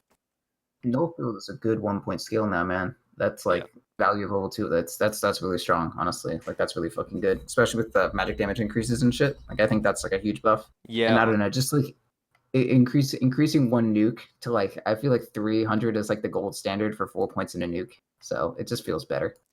yeah. I mean, I play a good deal of Rubik, and I used to go one value point of null field, and then I like actually looked at the numbers, and I was like, dude, this is such a garbage As a ability. value point. Yeah, Yeah, but it's but just a point. There's nothing to now it. now I'll actually be doing that. Also, like somebody contextualized Rubik's strength for me in a way that made me think the hero's so good because they pointed out that at level 7 you can have a level 4 nuke, a level 2 stun, and another hero's level 4 nuke or like ult or whatever. And like Oh, yeah. it makes it seem like you have a level 10 hero when actually you're level 7. Like it's Level 10 hero interesting. without an ulti. Yeah, well, yeah, but you Or know. with someone else's. Yeah. If you get two steals off, then yeah, crazy good. Anyway, I like Rubik. He's fun. And this, you know, these are some nice little minor buffs that Yeah, honestly I I don't think think it's you really good. needed. Rubik's always on the edge of viability, and this kind of makes it so like, hey, let's have a patch for Rubik as pick, please. Yeah. Well, I mean, he's still the like the most picked hero in Dota history of all, like by far. Yeah. Sand King. Now we're gonna have level 1 jungle Sand Kings. I can't wait. Sand King max channel time rescaled from 20, 40, 60, 80 to 50. Kill me. Yeah. I Kill mean, me. I think it makes sense to cut it off from 80 because I mean, I feel like the only time you're ever going to hit 80 on your Sandstorm is if this is like your second game of Dota and you're like, okay, well, it's still going. I'll Yep. leave it. It's yeah. I just don't want to have level 1 Sand Kings jungling when like they Double Centaur camps. exactly double centaur again. It's like, oh my god, it's gonna be so aggravating. All It's right. gonna be a Satyr or like one Satyr, it's like outdoing the damage you're doing. It's gonna be Yep. great. They're gonna just out regen. Like Or they're yeah, gonna have out regening the damage you're doing. exactly. They're gonna have the big purple satyr, and they're like, all right, cool, 6 HP regen per second. Sick. Dota 2. All right. Shadow Demon. Disruption illusion damage increased from 30, 40, 50, 60 to 30, 45, 60, 75. Soul Catcher cooldown reduced from 13 to 13, scaling down to 10. So minor buffs for the hero. Disruption illusions have a lot of potential. I think we said this last patch as well, but Yeah, yeah, it's now just even like more. yeah, doing something like if you run some like Shadow Demon support combo like Shadow Demon Mirana or Shadow Demon Lena or whatever, and then like scaling to the late game if you have like a really hard farming carry, like Tiny is the classic example, I think. Just like ratting with like disruption illusions, doing 75% damage is pretty Oh strong. yeah. Yeah, and also if you're against, I mean, you're not against Spectre anymore, but like last patch, if this was then like they pick Spectre, you pick Shadow Demon. Spectre's fucking dead. Yeah. So that's something. I think Yeah, Shadow Demon's I an like interesting hero. He just kind of it. like Gives him a niche against like guys who make good illusions. yeah. All right. Shadow Fiend, Requiem changes that aren't super like Yeah, relevant. Requiem's bigger, Ags is slightly better. Next question. Yeah, who cares? Shadow Shaman Masked Serpent Ward splash mechanics reworked. Now deals 75% splash and 175 AoE. Wait, no, there's something slightly we're talking about Shadow Fiend. The Scepter not only does it make your thing better, but it lets you harvest 10 more souls. So which like means it more does also damage. give you 20 damage. Yeah. So that's I mean it's like not as dead end like pure magic damage as it was before. It's like Well, slightly physical as well. yes, but also your ult scales off of the amount of souls you have. So that means Yeah, yeah. 10 So it's even more better in that regard too. 10 multiplications more of your lines. souls. Yeah, so like not only is it better magic damage wise than before, but also it does buff your physical a little bit. Yeah, I think there's some like kind of weird niche game where the scepter on Shadow Fiend could actually be legit. Vafa loves it. He went it a couple games and it was like honestly pretty impressive. I have lost to it and it hurt my head. Yeah. Okay, Shadow Shaman. Serpent Ward splash mechanic reworked. Now does 75% splash and 175 AoE. All Formerly, right. Whatever. yeah, I like basically they just do more Flash is damage. better. Yeah. Great. All right, This AoE is silencer. bigger than it was, or more effective. Yeah.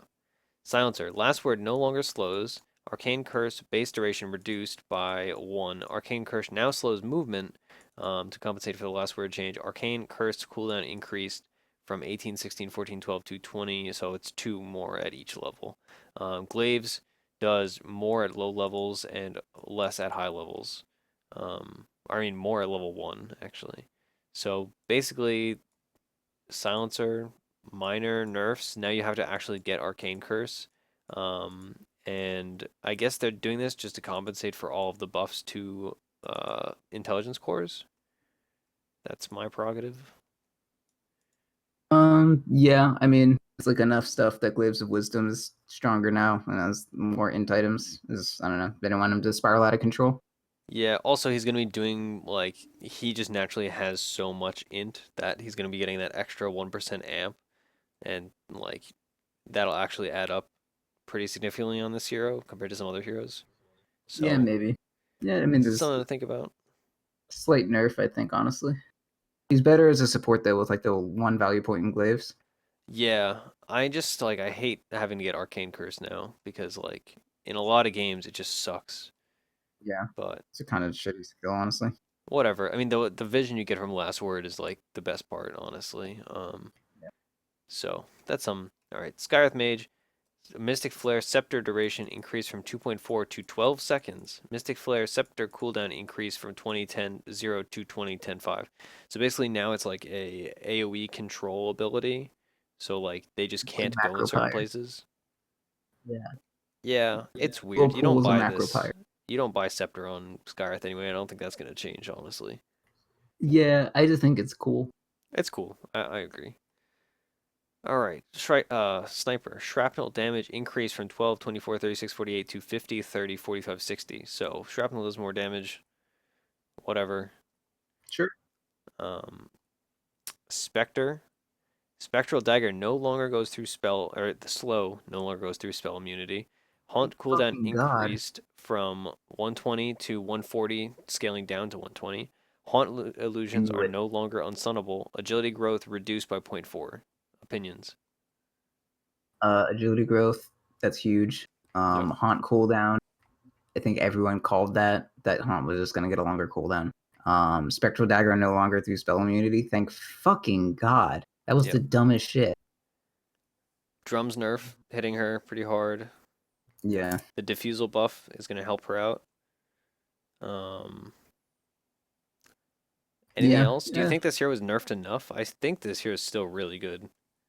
I don't know, man. Point like I think people underestimate the like effects of changing stack growths that much because like a big thing with Spectre was like you win the team fight from behind and then you get a shit ton of levels. Like Spectre is like gets a shit ton of levels as a hero, and I think that point four is gonna matter a lot. And the haunt cooldown is honestly super big. Yeah, I agree with Maybe that. not too big, so you get 16, but I don't know. Maybe not quite enough. Like it'll be like a 55% win rate here instead of like 58 or 60, but I think it's pretty good. People are gonna stop spamming it every game. That's for sure. Yeah, yeah. We'll see. I think Spectre's still top tier, honestly. Anyway, we'll see. Storm Spirit added Scepter to Storm Spirit. It makes Electric Vortex an AoE ability in 475 AoE. You need to have vision though, so like I guess you need to put a remnant down first. No, it means like you can't get stealth people with it. Oh, okay. All right. I thought. I Well, I mean, mean, you're gonna have vision if you're there, right? well, not necessarily. I mean, like you couldn't be like if somebody's uphill, it won't pull them down. Oh yeah, yeah, yeah. So it's something. I like why you don't build this item on Storm Spirit though. No, Like, yeah. I mean, unless like I just can't imagine a situation where I'm playing Storm Spirit and I'm like, you know what? I need an AoE disable. Like, what the heck? Okay. Um, Sven, 5 less base movement speed. That is not really the nerf that he needs. I I don't. mean, I don't know. Does he really need a nerf? Like he stopped getting picked.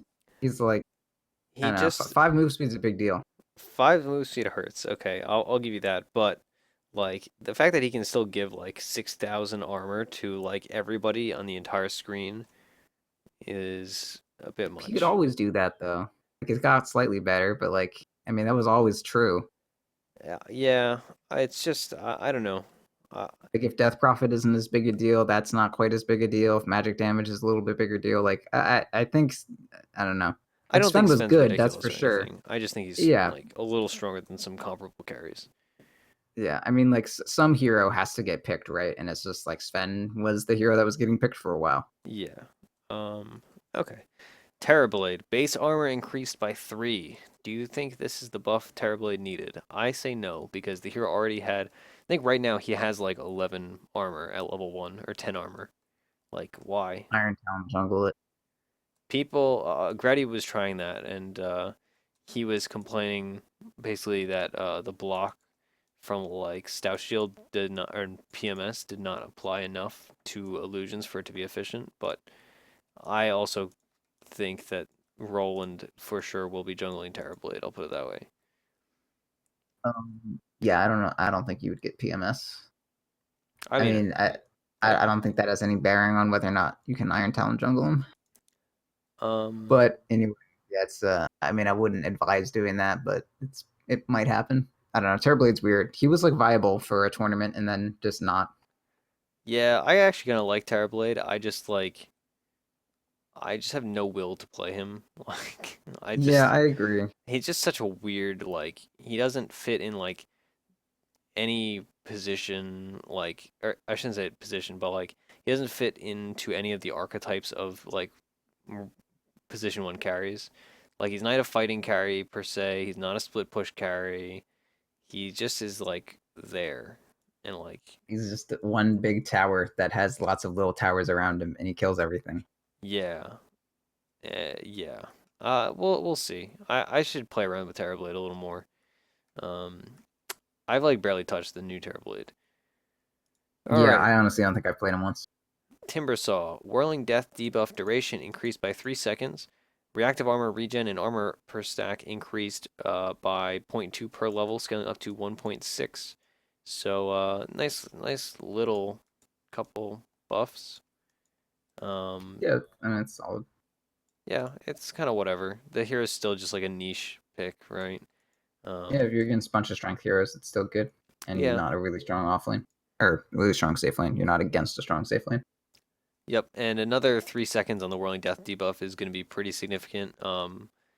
Being that like now you can get it on more people in the team fight and it'll stay on them for longer. Also, I mean, proportionally, people are getting 1 extra health per strength, so it's pretty huge. You know, you'll steal like 25 extra health from a guy that's level 25 with 4 hearts. Yeah, that's true.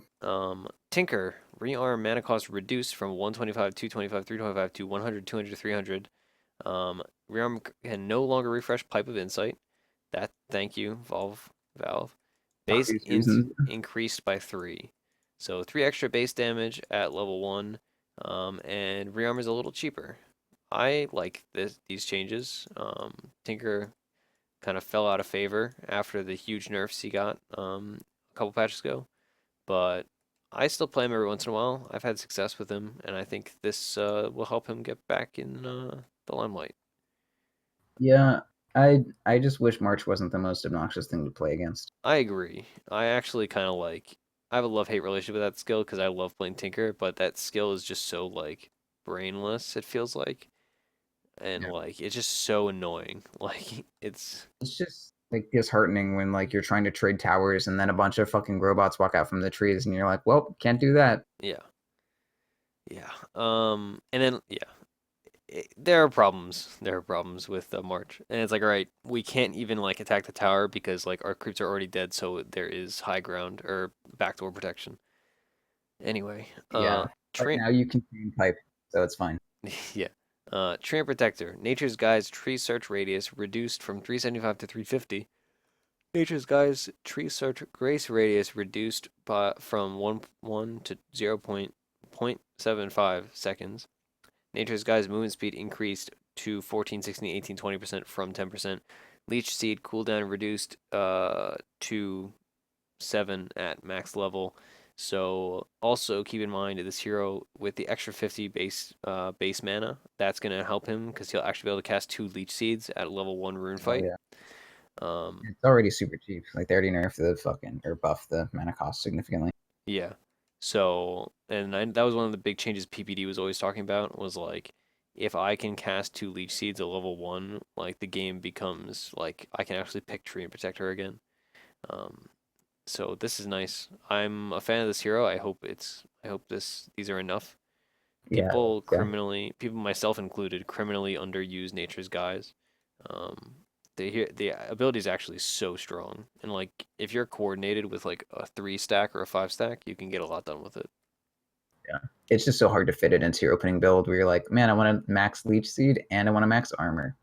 Yeah, Iron Talon jungling him is something people do. I have not mastered it. I don't know how people do it efficiently, but like I've seen some trained players pull it off, and it's impressive stuff. Yeah, I believe it. All right.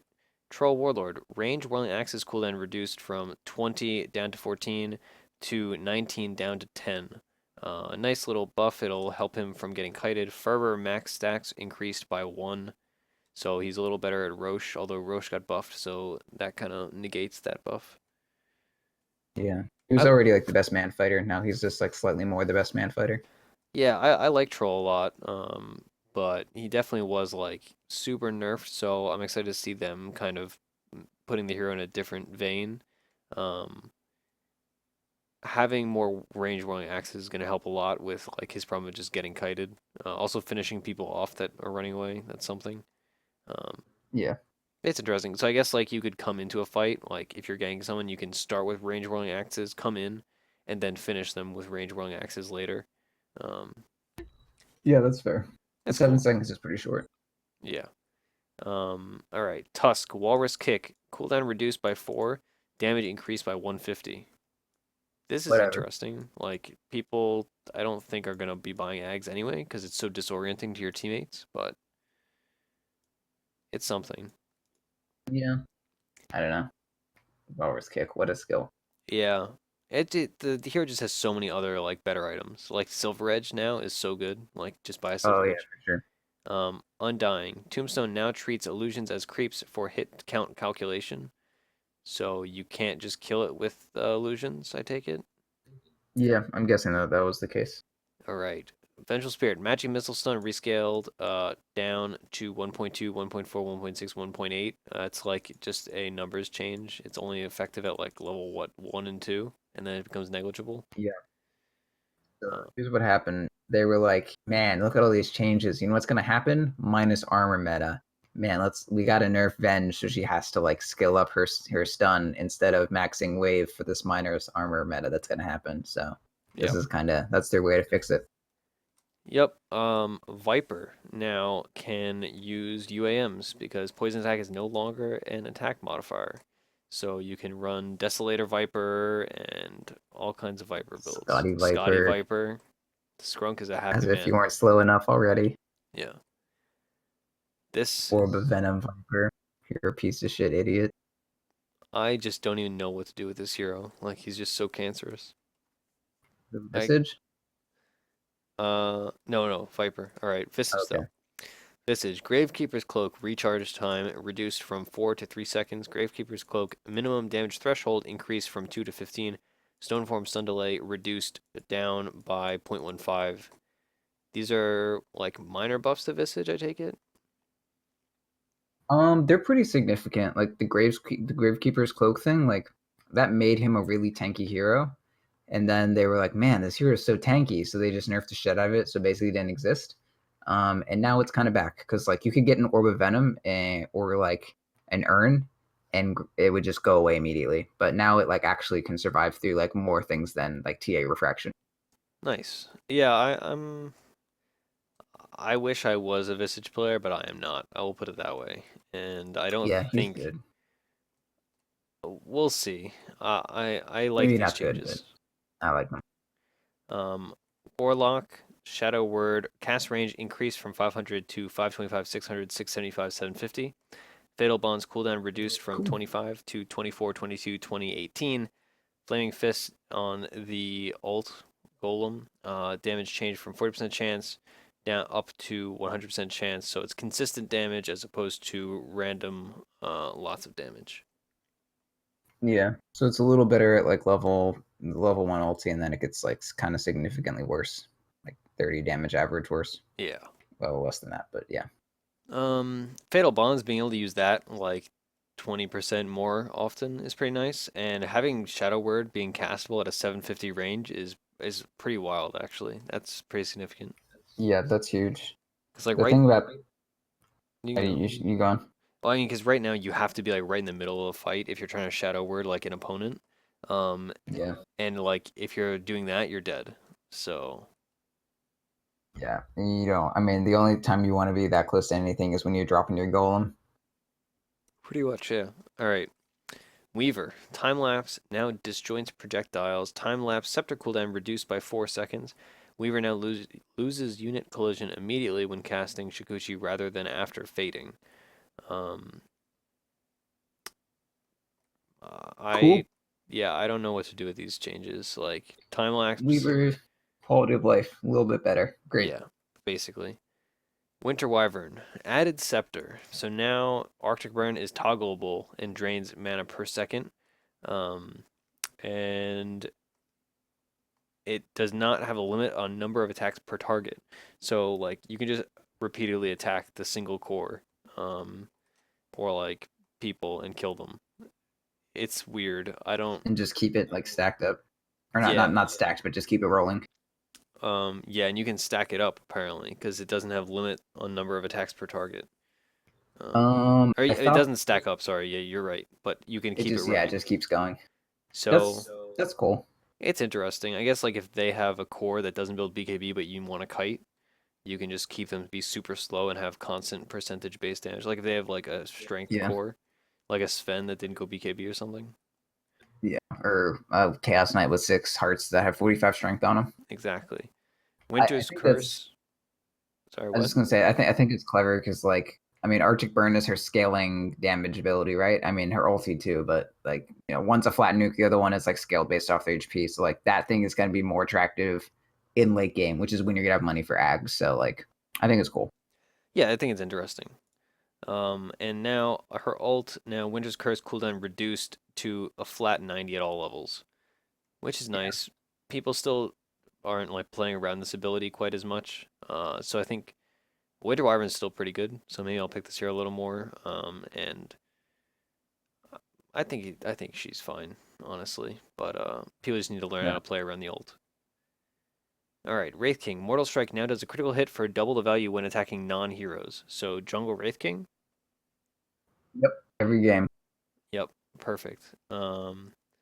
Zeus static field damage reduced from 57911 to 46810. Static field no longer disables Blink Dagger. Thunder God's Wrath Huge.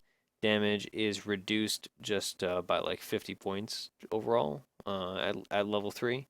So Yeah. It's the 25 and then 50. the ult damage I don't really care about, but the Blink Dagger difference um, is a lot. Like there are many instances where I'm like, boy, I can't build a Blink Dagger this game because this Zeus is just gonna always have it on cooldown. But now like I can actually build Blink Daggers against Zeus. Also, static field damage reduced is significant.